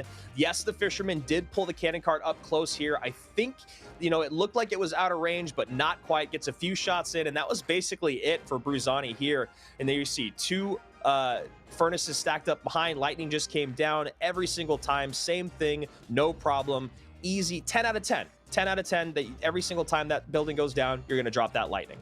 He did not ever waste the Lightning on anything else. He would wait, be patient, and even when there were two buildings played, he waited for that third one because the only positioning is going to be behind that tower both together, and that gives you extra value. He was so patient, used his Mother Witch and his Fisherman on defense just to buy him more time. Knew the Hoggies would force out more elixir. It was beautifully played by Coco. Yeah, and another thing that was so beautiful about this set were the decks that we saw coming out from these two players. You know, here we go. Nothing too surprising here. A Goblin Drill plus Bridge Spam worked out very, very well for Coco. The pressure from the Royal Ghost plus Bandit, the poison value that came in on top of that Graveyard, the Skeletons, and the Fire Spirit to help with the Inferno. It was just all bad news for Bruzani. But game number 2 was where he was able to bounce back. He played incredibly well in this game. He had a great position when you talk about that flying, or excuse me, the Royal Delivery coming down on top of the Flying Machine plus Skellies, or of course the Lava Pups, which is probably not what you like to see, Eric, being a Lava Hound player. I definitely don't, but at the same time, I don't like this type of lava deck, right? Not only do you have Tombstone, I think his biggest issue is you only have Zap. If you're gonna play Zap, you usually have to play it with arrows because of things like Musketeer, right? You know he's always gonna defend against that miner. If you try and get the Musketeer off the board, he's not gonna give you a free miner onto Muskie, and with only Zap available to you, you're never gonna get that off the board. It's gonna be very tough and very easy, on the other hand, for Bruzani to defend, especially if he has Delivery Fire Spirit. And here we go, game number 3. You guys just saw the effectiveness of that Lightning. Coco has had some really great Lightning play throughout this entire competition. And this was kind of one of those moments where you look and you go, okay, yes, Bruzani had a great run, but he is still a rookie. He's still very young. He doesn't have a whole team working behind him. This is not the deck that you want to come into with game 3 against a guy that's favored Lightning throughout the entire competition. Yeah. And also at this level, it's really difficult to see the strength in these spawner building decks. I mean, maybe if you pair it with a stronger win condition, but as of this, you know, meta, there wasn't really a win condition in that deck. Even when you saw at the very end, when he piled it up with, you know, the E-Barbs plus the Cannon Cart plus the spawning units, it just still wasn't enough. I think it all really comes down to him learning duels format. When you look at the cards that were left for Coco here, not only was it Lightning, and yes, like you said, he loves Lightning, Mother Witch is still available. The last thing you want to run up against when you're running a spawner deck is that Mother Witch, and you know it's going to be used. It is very rare for it not to be used once, at least per set. At least one player will get it done, right? So I think it's just that rookie mentality of, I'm going to try something new without deep diving into the analysis of duels, which we've seen an evolution of how important it is. And I think another big factor here that Coco showed us, spells are so important to get right in duels format. The poison was a perfect pick. The lightning was a perfect pick. Obviously the second game I'm not going to touch on because there was only Zap, but yeah, he did an amazing job of that. All right, let's take a look here at the bracket. Only 3 remain here, and it's going to be Coco going up against Mohamed Light as Sandbox waits in that grand finals, that championship match, just hanging out, a life to give. Mohamed Light and Coco still playing for theirs, and what a great spot to be in when you talk about both of the South Koreans, but mainly Sandbox, who has had a phenomenal showing this entire weekend. Mohamed Light, though, still going to be a tough guy to run into, whether he has one life or two to give. He's still the best in 2021 for a reason. So before we get into that, before we get into our final match of the elimination side of the bracket, we need to I believe, check out this player profile from Pompeo. They couldn't get the Baby Dragon on tower. The Kiwis, the Lightning, 4 HP on there, and Diego B and Pompeo win game number 2. Hey guys, my name is Sebastián Pompeyo. I'm Pompeyo4 in-game, and I play Clash Royale competitively for CRL Esports. I played Clash of Clans before, and then there was like an in-game announcement, a new game from Supercell, Clash Royale. So I joined. I started competing tournaments in 2016. CRL wasn't a thing back then, until 2017, which was actually this thing that they have right here. It's the Crown Championship Global Series, the CCGS. That's my first tournament, and that's where I started competing. Then when CRL was a thing, I got into CRL, so it's my first time being like a professional player. I played Clash of Clans like pretty casually, honestly, and I downloaded Clash for the same thing, like Clash Royale for the same thing, because it's a fun game, and I started being like great, so I got into the competitive scene, and I grew on from there. Like my first game, I actually, won my set. It was my very first day in CRL, and I swept the team, so that's awesome. Like, that's one of my biggest stories and one of my most proudest moments. Fireball down, left-hand side. We are in a tower race, and Cream takes it! Wow! Código and Pompeo firing back. Not only did they take their first set win in the 2v2, not only is it Pompeo's debut, but they beat SK. I think one of my key players that I watch right now is Anavan. He's really good on ladder, and he's also really good at like the competitive stuff of CRL. He's Mexican, same as me, and he's also one of my friends, so I'm watching him very closely. Also, Lucas X Gamer, he's really good. Like he won twice the monthly finals now. I actually train with them and whatever. This year is kind of a bit different because there's no teams. Actually, like the format itself is kind of different because this year you need to play 3 different decks with no repeated cards, so it's very different. I mean, this year I had a lot of ups and downs. Like on the first thing that you have to do to qualify to CRL is like the top 1000. I got top 10 twice this year, so that's really awesome. Honestly, I'm in the line to qualify for Worlds, and I need to get better. Pompeo gonna get one back for Chivas, and a big one indeed. If you're a casual want to go to CRL, first of all you need to qualify for it. It's a top 1000, like the top 1000 players from the world. I think that's a nice start to like become a CRL player. If you have a deck that you're really good at, you can try to qualify for it. That way, like you can push top ladder and get top 1000. And also, one of the biggest tips I can give to you guys is get like a competitive team, even if it's just an amateur team or whatever. People in those teams will help you. You can help those teams out as well. Just build a community and you can grow together. But yes, I hope we can make something better this year. I hope we can make Worlds this year, and I think I can make it. Like honestly, I need to make it to Worlds.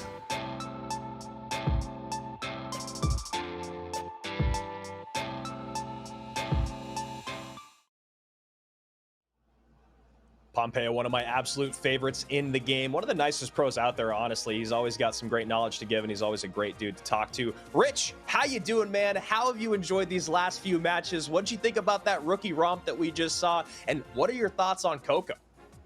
A whole lot of fun to watch. You know, you talk about those 2 rookies, who's adapting better to the moment right now. Coco does seem to be a little bit more dialed in on the deck choices. We saw that 3rd deck choice, the spawner deck with no win condition. And I think Eric made some really great points there about keeping an eye on how the match progresses and what's available as time goes on throughout a match. And Coco's doing a good job with that so far. So excited to see what he does here against Mohamed Light. Yeah, and Mohamed Light maybe going a little bit off brand. We didn't see a Tesla. We didn't see a Goblin drill out of him, and we'll see if he decides to do that here in our 13th matchup of the weekend. That's all that's left. Only 3 remain. Sandbox in the grand finals. Mohamed Light and Coco going to be the match that we're just about to see. And you know, while Coco has been incredibly impressive throughout this competition, he has a mountain to climb in front of him with Mohamed Light, the consensus best player on the year. Yeah, I mean, Mo's been phenomenal, and the work he's done with his analyst Julesy together has been really great. And it gets really tough when you're the man that everyone has their eyes on, right? You saw in that last matchup against Sandbox, the P.E.K.K.A. Ram Rider, and Julesy made a choice there where he knows that that matches up well against Sandbox's deck pool, but everyone has their eyes on Mo. Right? So that's the hard part about planning from the top, is everyone's studying to beat you. So you have to be not just 2, not just 3, 4, 5 steps ahead of people, and it's making what's been a successful pairing for these two throughout the year, making it harder and harder every step because everyone's gunning for this guy. You know, and one of the things that Eric pointed out was that, you know, Sandbox had 3 out of 3 matchups in that set. Mohamed Light still stole a game off of him and made the other 2 incredibly difficult. This is where we're really going to see how much analysis has gone into Coco's play here as Mo Light and Coco face off. And like you said, target on his back, but he's going right back to the tried and true. Yeah, going drill game number 1 here. Bandit gets picked up by the spears on the inside. Dark Prince does a good job cleaning things up, so interesting to avoid drill last game and open up with it this one. Yeah, and you see there, Coco probably expecting to see something like this. Dark Prince in play, and of course that early cycle on the Earthquake, knowing that that's not a detriment or a huge detriment to have out of cycle when going up against something like that. High Cannon Cart does get on the mortar. Miner tries to protect, doesn't quite get it done. Cannon Cart should stay on its wheels and have to pressure a little bit here as the Bandit puts pressure in the opposite lane. So very aggressive opening here from Mo. Yeah, a little surprised there to see that Miner try to come in and pick up that Cannon Cart, or at least try to defend the mortar. It didn't seem like it was going to happen, and it felt like a bit of an overspend, which is why you see that damage going in on that left-hand lane. And Mohamed Light hyper aggressive, probably wanting to make it back to those finals as soon as possible. Coco going with the same deck that he ran in game number 1 against Dark Angel. Had great success with it there. 2-0, of course, in that matchup, so we'll see if he can find similar success here. Currently behind, though, as we pass the midway point of regulation time, it is Mo ahead 20-54 to 21-86.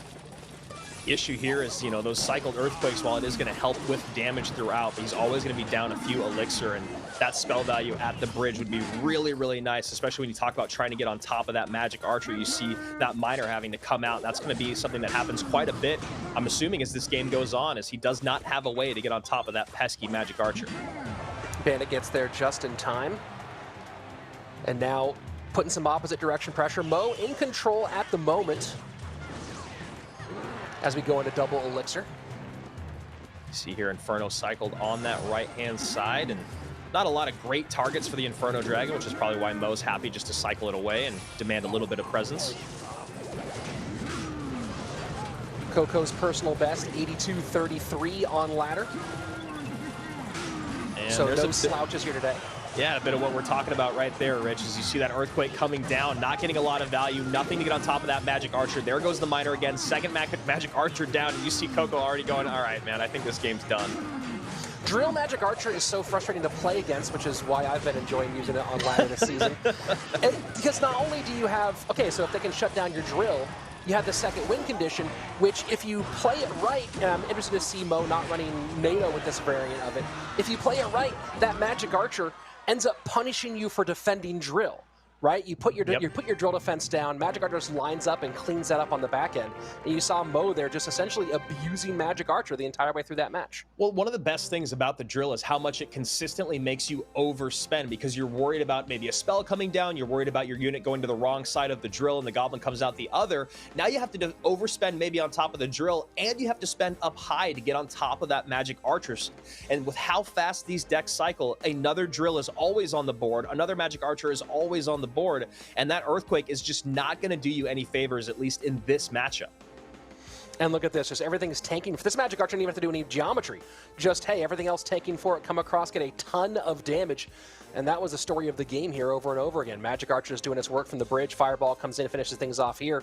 And this was just really, really nicely played, nicely chosen and nicely played by Mo in this matchup. Yeah, and the other thing there is that Mo still has Tesla to play, so you know he's got that defensive capability, or at least his favorite building to play here. And Coco down 1 game, and obviously still a lot to be had in this competition, but the person who does lose this gets to walk away with a big chunk of change, which no one's going to be too sad about. And right now, Coco with his back up against the wall early here in this final set of our elimination bracket. Yeah, I mean, that wasn't just a win. That was a beatdown, a complete stomp out here by Mo in game number 1.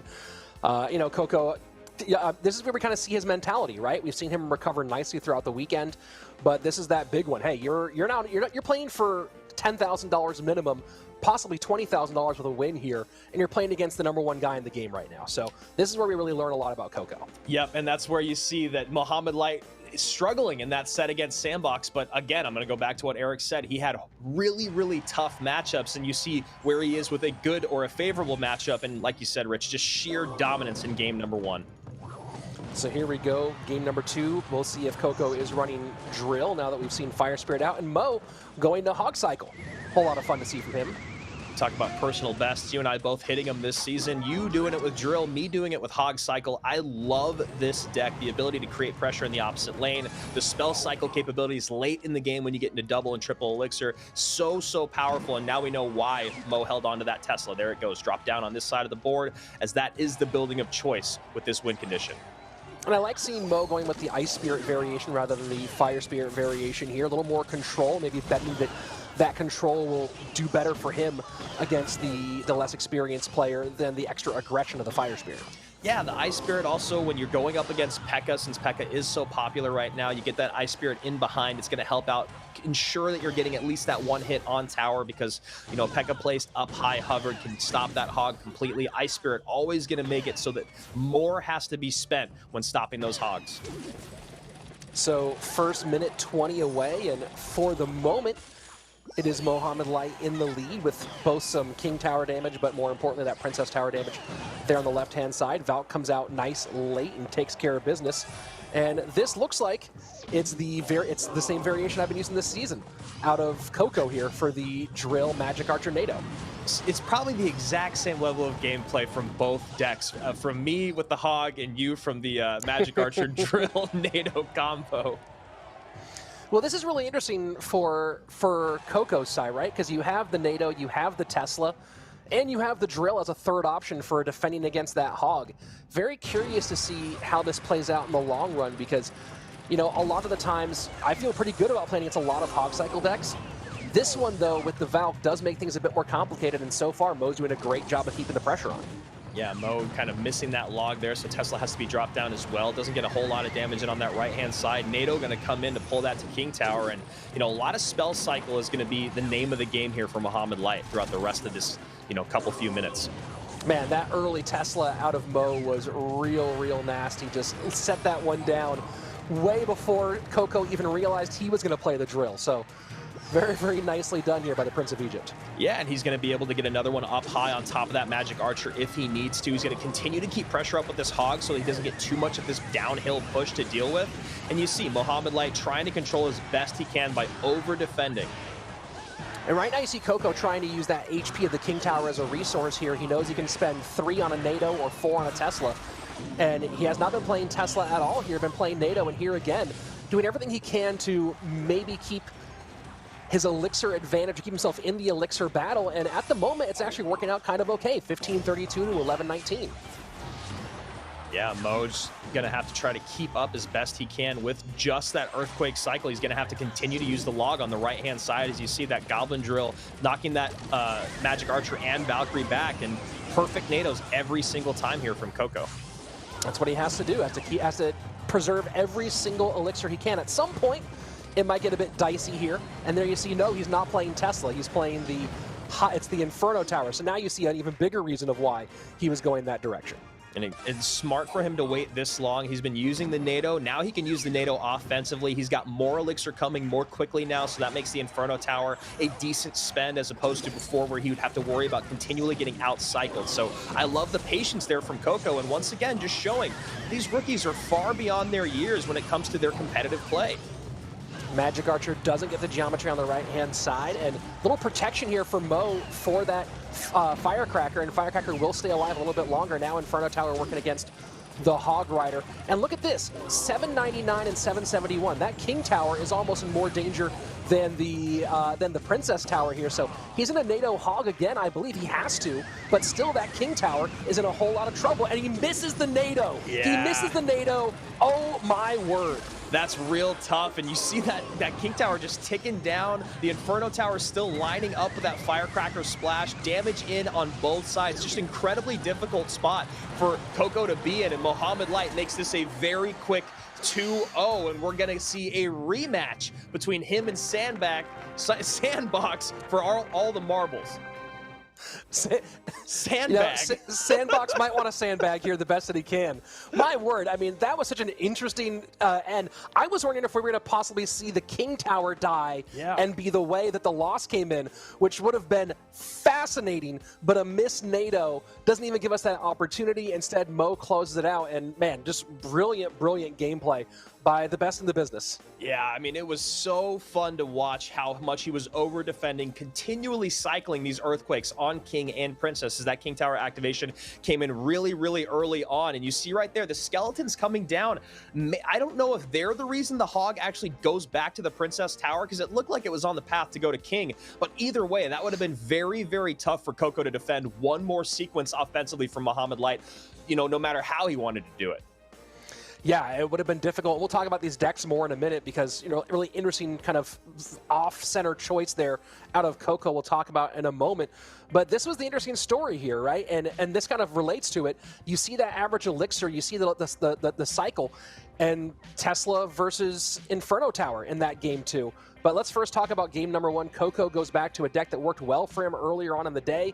But you're to play Mortar Miner Cycle against Mohamed Light. That's a risky call. Yeah, I mean, you know, we heard it a good amount from Eric and from Josh today. Josh, I think, was the one that was highlighting it the most. It's just Miner right now, when you're hoping that that's going to be your strongest win condition. Obviously, Mortar here got on tower a few times, and Coco gave a couple of moments of Mohamed Light to maybe call it stress, if you will, but it really just did feel like a beatdown. There was not going to be enough way to get enough damage on those towers. There wasn't any good spell to take out those magic archers, so miners continually had to be used to take them off the board. And what was interesting about this, Rich, is as we go to deck number two, it's exactly what you're talking about. He goes for the Inferno over the Tesla. He makes his cycle one elixir more expensive. Tesla's still in play, and that is the usual building when you talk about the 8 cards on the right-hand side of the screen. You just swap out that Inferno 4 for 5, faster cycle, would have been able to keep up maybe a bit better, but just not what Coco wanted to run. Yeah, I mean, I'm wondering if he was thinking that he was going to be facing against Royal Giant or against P.E.K.K.A. Ram Rider, which are two things we've seen out of Mo a whole lot more. You know, Mo played a lot of Hog EQ cycle earlier in the year and hasn't played it as much in this last couple of tournaments.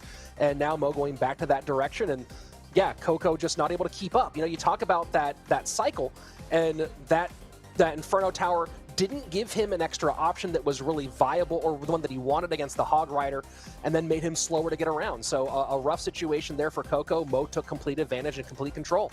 Yeah, so both the rookies eliminated 1-2 just like that. 4,000 to one, 6,000 to the other. Let's take a look at that bracket for a quick update of where we are and where we've been. And here you go. This is what you wanted to see for the final. Look, there's a lot of great players here this weekend. But what two players did you want to see battling it out for $20,000? You wanted to see number 1 Mohamed Light against number 6 Sandbox. These are two top 10 players on the planet right now.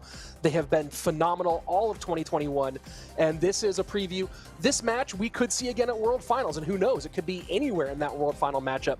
But this is a world-class best of 3 and maybe 2 best of 3s. Mohamed Light doing what he's done in the past, working through that elimination side of the bracket to get his victory. Sandbox second place is something he's done in the past, but you know he wants to walk away with that 20K and that title of a monthly champion. So now it's time for you guys to do a little bit of work for us. It's another match of the day, and there's only 2 competitors to choose from. Hashtag Sandbox or hashtag Light. Who you going with? Get those votes in the chat right now. Make sure you leave or put those hashtags in. You got to spell everything correctly for us to tally your votes. Rich, what are you thinking here in this matchup, brother? Man, I picked Sandbox the first time. I was right the first time. And I don't know if I can go back to that well again. This is a really tough one because I think that Mo and Julesy, we saw that in this matchup against Coco. They learned a lot from the Sandbox matchup. They learned that they have to go one extra step with the analysis, and we do have some extra time for them in both of these matches if we go through both ways, for them to really put their heads together and figure things out. I think that in this first one, I'm going to pick Mo in this first one. If we go to number 2, I have no idea what's going on. Yeah, if we do go to that Super Grand Finals, then it's just 1-to-1, winner take all, Sandbox or Light. And I think I'm going to go with you. I just got to go Mohamed Light. I love what I saw out of him. He's a champion for a reason, but there's also 2 more votes that you and I need to take into consideration here on broadcast. Let's bring back Eric Benamou and, of course, Josh AC Sharon. Talk us through it, boys. How you feeling about what we just saw? Let's start with you, Josh.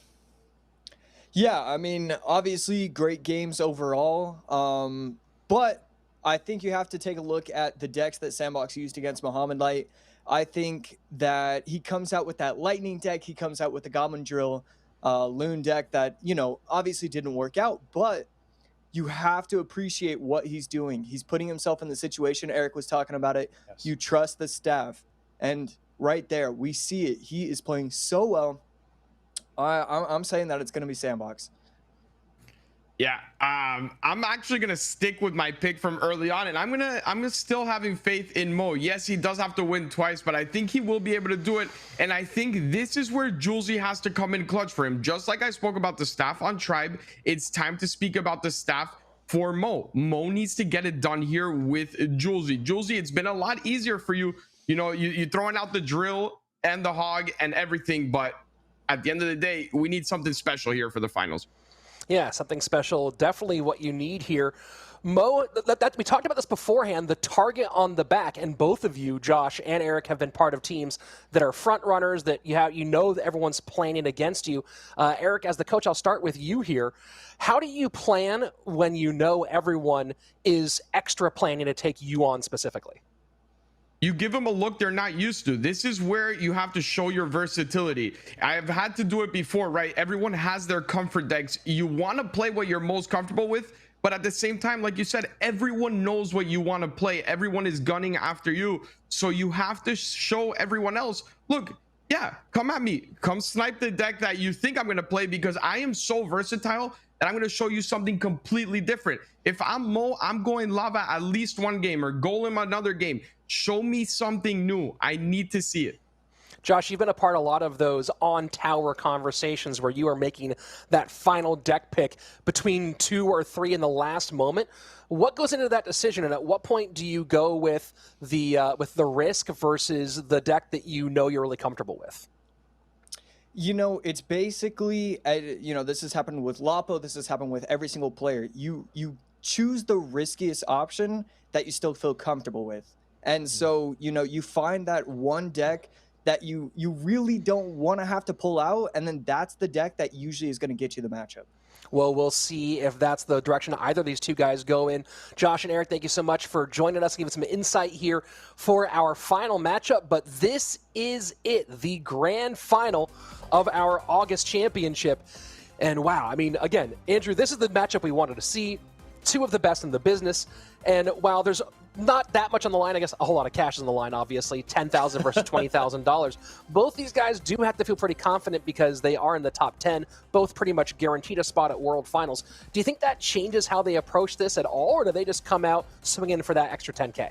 You know, I hope it does. I hope, because we always talk about when you play fast and loose, you can make really exciting things happen. And it sounds like both from Josh and from Eric, that's maybe what Mohamed Light needs to do, because Sandbox had his number earlier in that set. But maybe if he goes back to tried and true, he might get over analysis from his counterpart. So let's take a look here at the results. Looks like we saw it pop up there for just a second. You and I both going with Mo. Let's see, Sandbox on the left, Mo on the right, and wow. Look at that, man, 71%. I think your face says it all.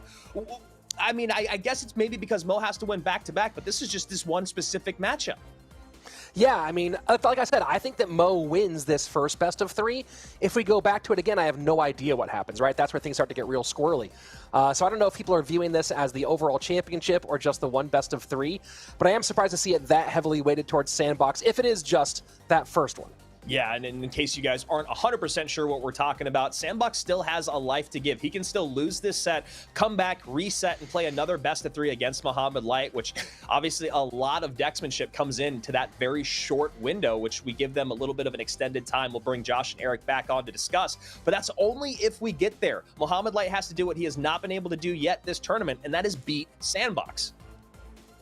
It's a hard thing to do. It's a hard thing to do either direction. But again, the level of stress that they probably dropped on both sides. My guess here is that Sandbox is not feeling much pressure at all, or maybe he's finally feeling pressure. He's been playing pretty clean and pretty calm most of the way through. Maybe this is the moment that, hey, first true championship match, maybe this is where he starts to feel it. Mo's been here a ton of times. The big question is if he gets that one really, if he gets the bad matchups, if he gets those same situations he's been in before, does that put him on tilt a little bit here? So talking about how we got here, you guys have obviously taken a look at the bracket. Surge TS and Famous Kid were eliminated at the end of the day yesterday, each walking away with $2,000. You come into the day today, Vitor and Dark Angel were the first two veterans to fall, $3,000 apiece.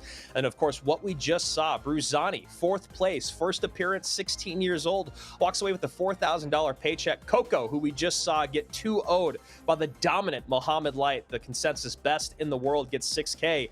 And now, as you said just a little bit ago, $30,000 to be given away in this final matchup, Rich. 20 to the first place winner, 10, of course, to second place. And both these guys have had second place before, but only one of them has been our monthly finals champion. But it's been a while. Yeah, it's been a minute, but, you know, when you've stacked up the points that Mo has, you know, what are you counting here at this point? You have more points than anybody else. The money you've put together has been great. You're a shoe-in for World Finals to make it to that top 24. You know, I think that Mo's going to walk away from 2021 feeling pretty good. The big question is, will this run continue through December? So here we go, Sandbox bottom of your screen, rocking that fish boy once again. Magic Archer out from Mo at the top, and Fireball takes it off the board immediately. Mohamed Light unhappy about something, Rich. Yeah, I'm just catching up to see. I was trying to see if this was the same variation that Mo played earlier in the tournament, but now I'm trying to figure out what Mo maybe might have been upset about. RG aggressive here from Sandbox on the left-hand side. Yeah, RG up high. You get that Inferno Dragon to come take it off the board after it gets a few shots in, help with that bar barrel as well. And Mohamed Light, I wish I could just be a fly on the wall or hear what he's saying right now. Yeah, he's probably saying, this stuff again? Come on, please. So Sandbox does get around fairly quickly here. And Mo running, yes, this drill variation that I believe doesn't run Tesla, so it's just drill on its own. And we saw this looks very similar to what he ran last match, yeah. Yeah, and we saw before that he doesn't run it with Tornado either, so those lineups going to be a little bit more difficult, but he didn't seem to have much trouble with it against Coco. We'll see if Sandbox makes it as easy. Yeah, going to be interesting to see how Sandbox deals with the Inferno Dragon as time goes on. He has the Electro Spirit for a reset, but it's hard to reset and retarget here. As you can see, he can get the Electro Spirit in. Fireball doesn't quite do what he would have wanted, though, and that RG going to get burned down. A lot of damage, though, on that left-hand side. Yeah, that's a lot spent there. You see Mohamed Light creating pressure in the opposite lane, trying to get some damage on that tower. Bandit going to be soaked up by that E-Spirit. Really nice, clean defense, though, from Sandbox.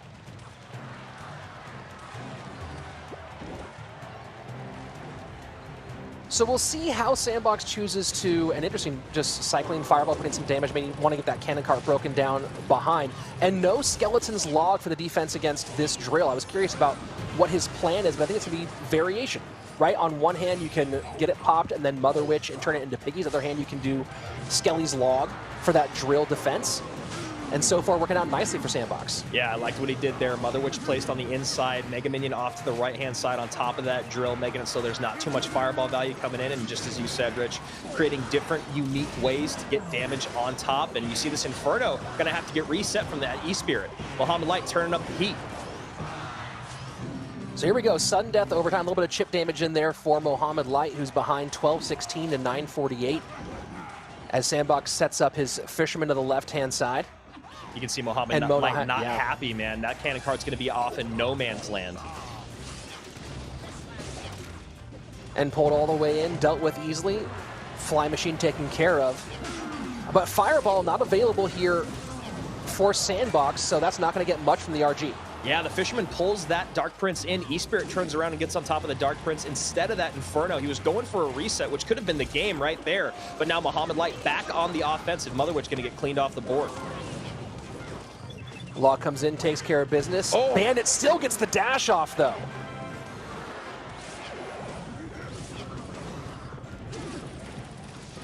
And now you and I are both, I can tell you and I are both just watching so intently right now, absolutely dialed in to see if that one get through. You're hoping, hey, Rich, why don't you take this one? I'm going, Andrew, why don't you speak up here for a moment? We are both on the edge of our seats, I'm sure you are at home right now. Bandit on the right-hand side. Great fireball there. Ooh, but the skeletons out of Sandbox. This is an absolute chess match at the highest level. 224 remaining. That piggy going to get on top of that tower. 180 now left. Just needs a log, just needs a fireball. There's the fireball. Wow. What a freaking game number one, man.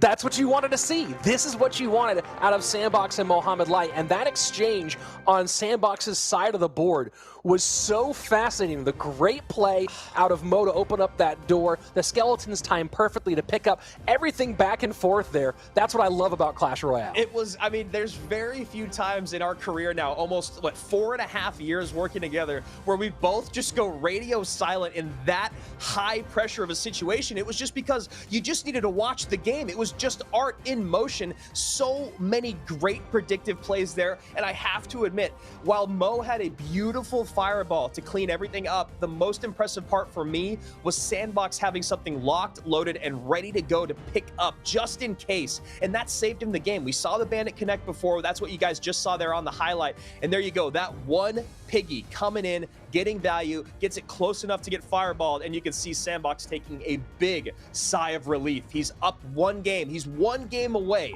from 20K. Hey, we didn't see it in the post-game highlights, but whoever's making the video content for social media later, pick up that exchange. It was absolutely brilliant, and it's what we want to see out of two players of this caliber. Game number one, man, Sandbox comes out on top. Mo just not quite able to keep up. And here we go, game number two. And this is fascinating, right? Because we've now seen that Mo's running at least one part similar to the set that he ran last match. The question is he coming with that same 4-deck piece? He only burned 2 out of the 4, so there's a lot of questions to be answered there. But I wonder how much information this game one gave to Sandbox and his squad. You know, he's loved to go in game number 2 to a form of Rider. Now, we've seen, obviously, Ram Rider a lot more out of him. You saw great success with Hog Rider in the prior set, and I'd be surprised if he does the same thing. And there we go. We're already seeing the change up here with the Zappies. Once again, these cards, these 4 elixir dudes have gotten so much value this weekend. And now you see Mo going, really? So you're going to run Zappies when I run Zappies? Okay, man. Very, very interesting. So I like the choice here that Mo goes in game number 1, a card that's the same deck as he ran in the previous one, but clearly he ran Hog EQ with Tesla. This is a very different look, and that balloon is at least going to get death damage on this tower. That's a lot in here.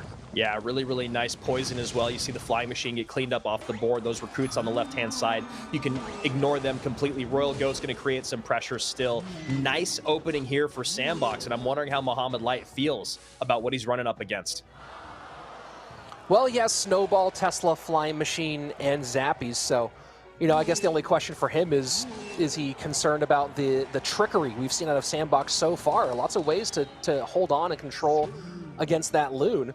And now he puts the pressure on that right-hand side. I got to admit, pretty surprised to see the arrows come out just on top of the Fire Spirit. The 3-for-1 trade there. You see immediately Mohamed Light go in with his Royal Piggies that are still going to get a good amount of value. And again, the spend there of the Goblin Drill, one of the best offensive cards that Sandbox has now, as you were just pointing out, Rich. There's a lot to keep that balloon at bay.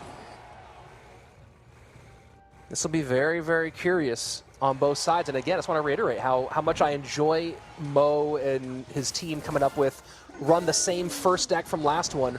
Maybe make your opponent think that you're running the same deck set and come out with clearly something very, very different. Really fun to watch.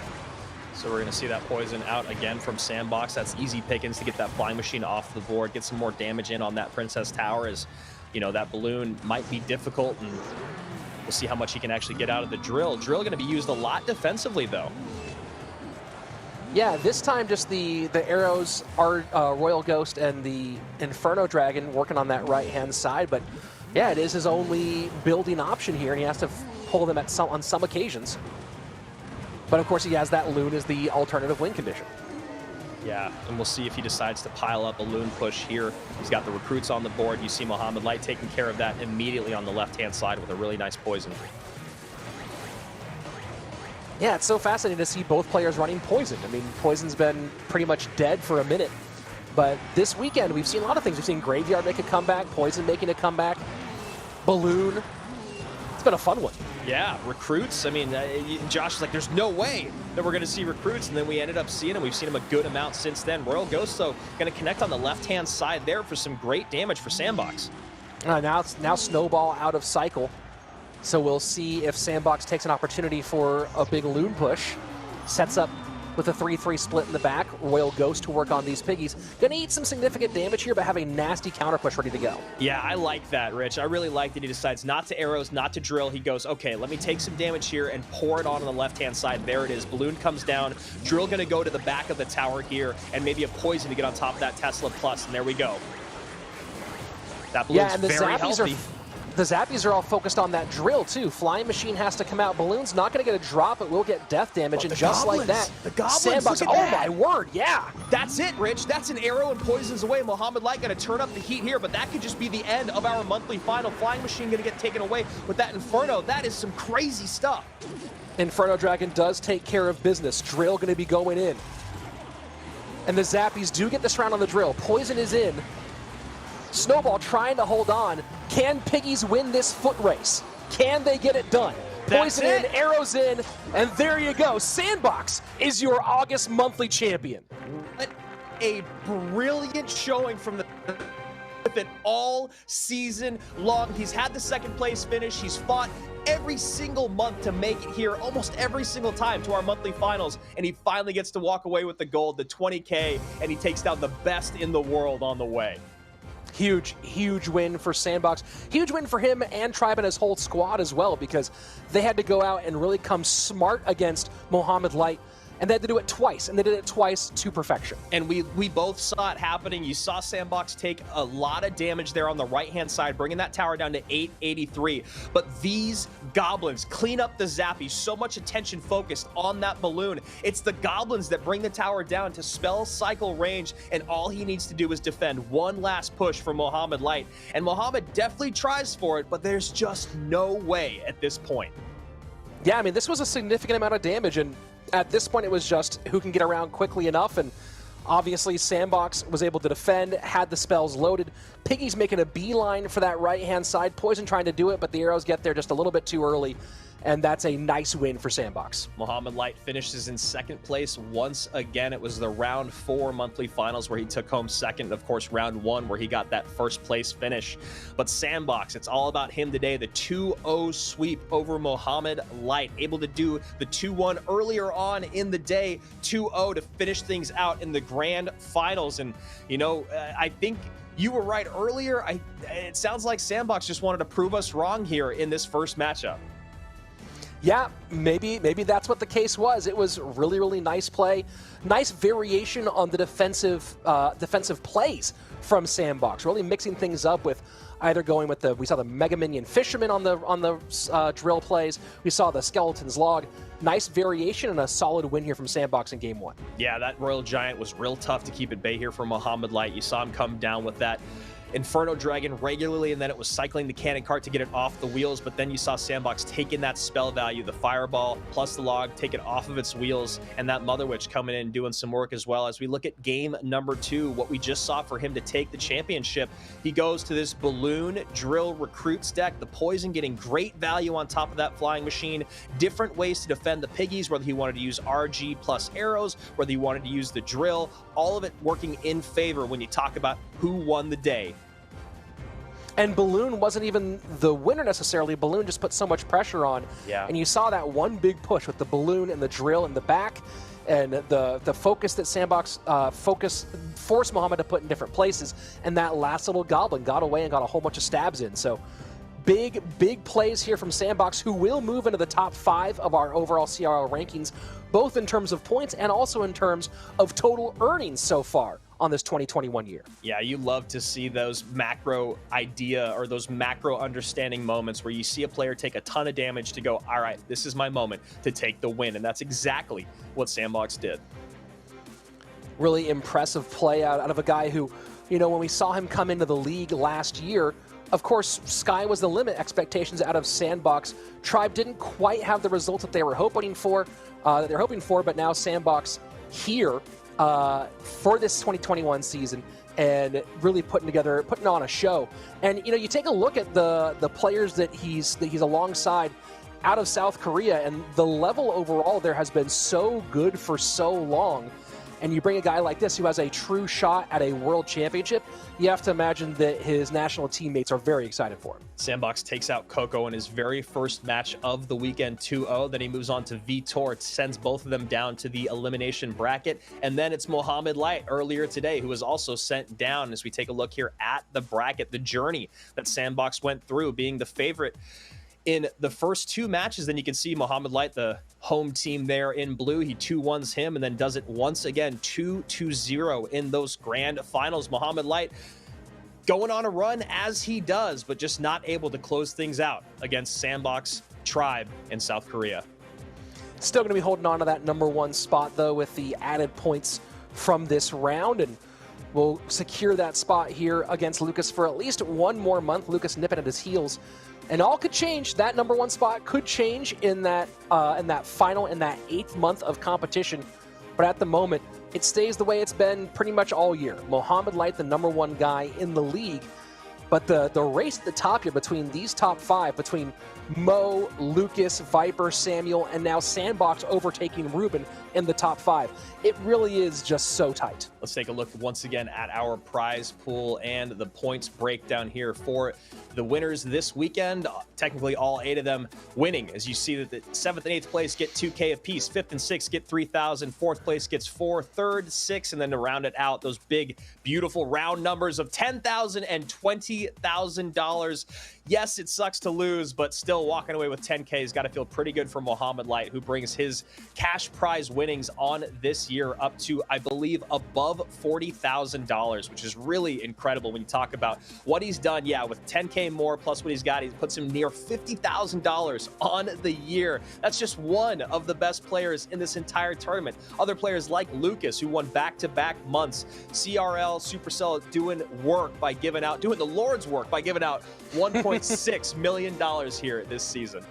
Yeah, that does help Mo overtake or retake the money lead on the year from Lucas, who on the strength of those 2 back-to-back monthly championships had become our money leader with $43,000, but now Mohamed Light back on top in all of the ways that matter.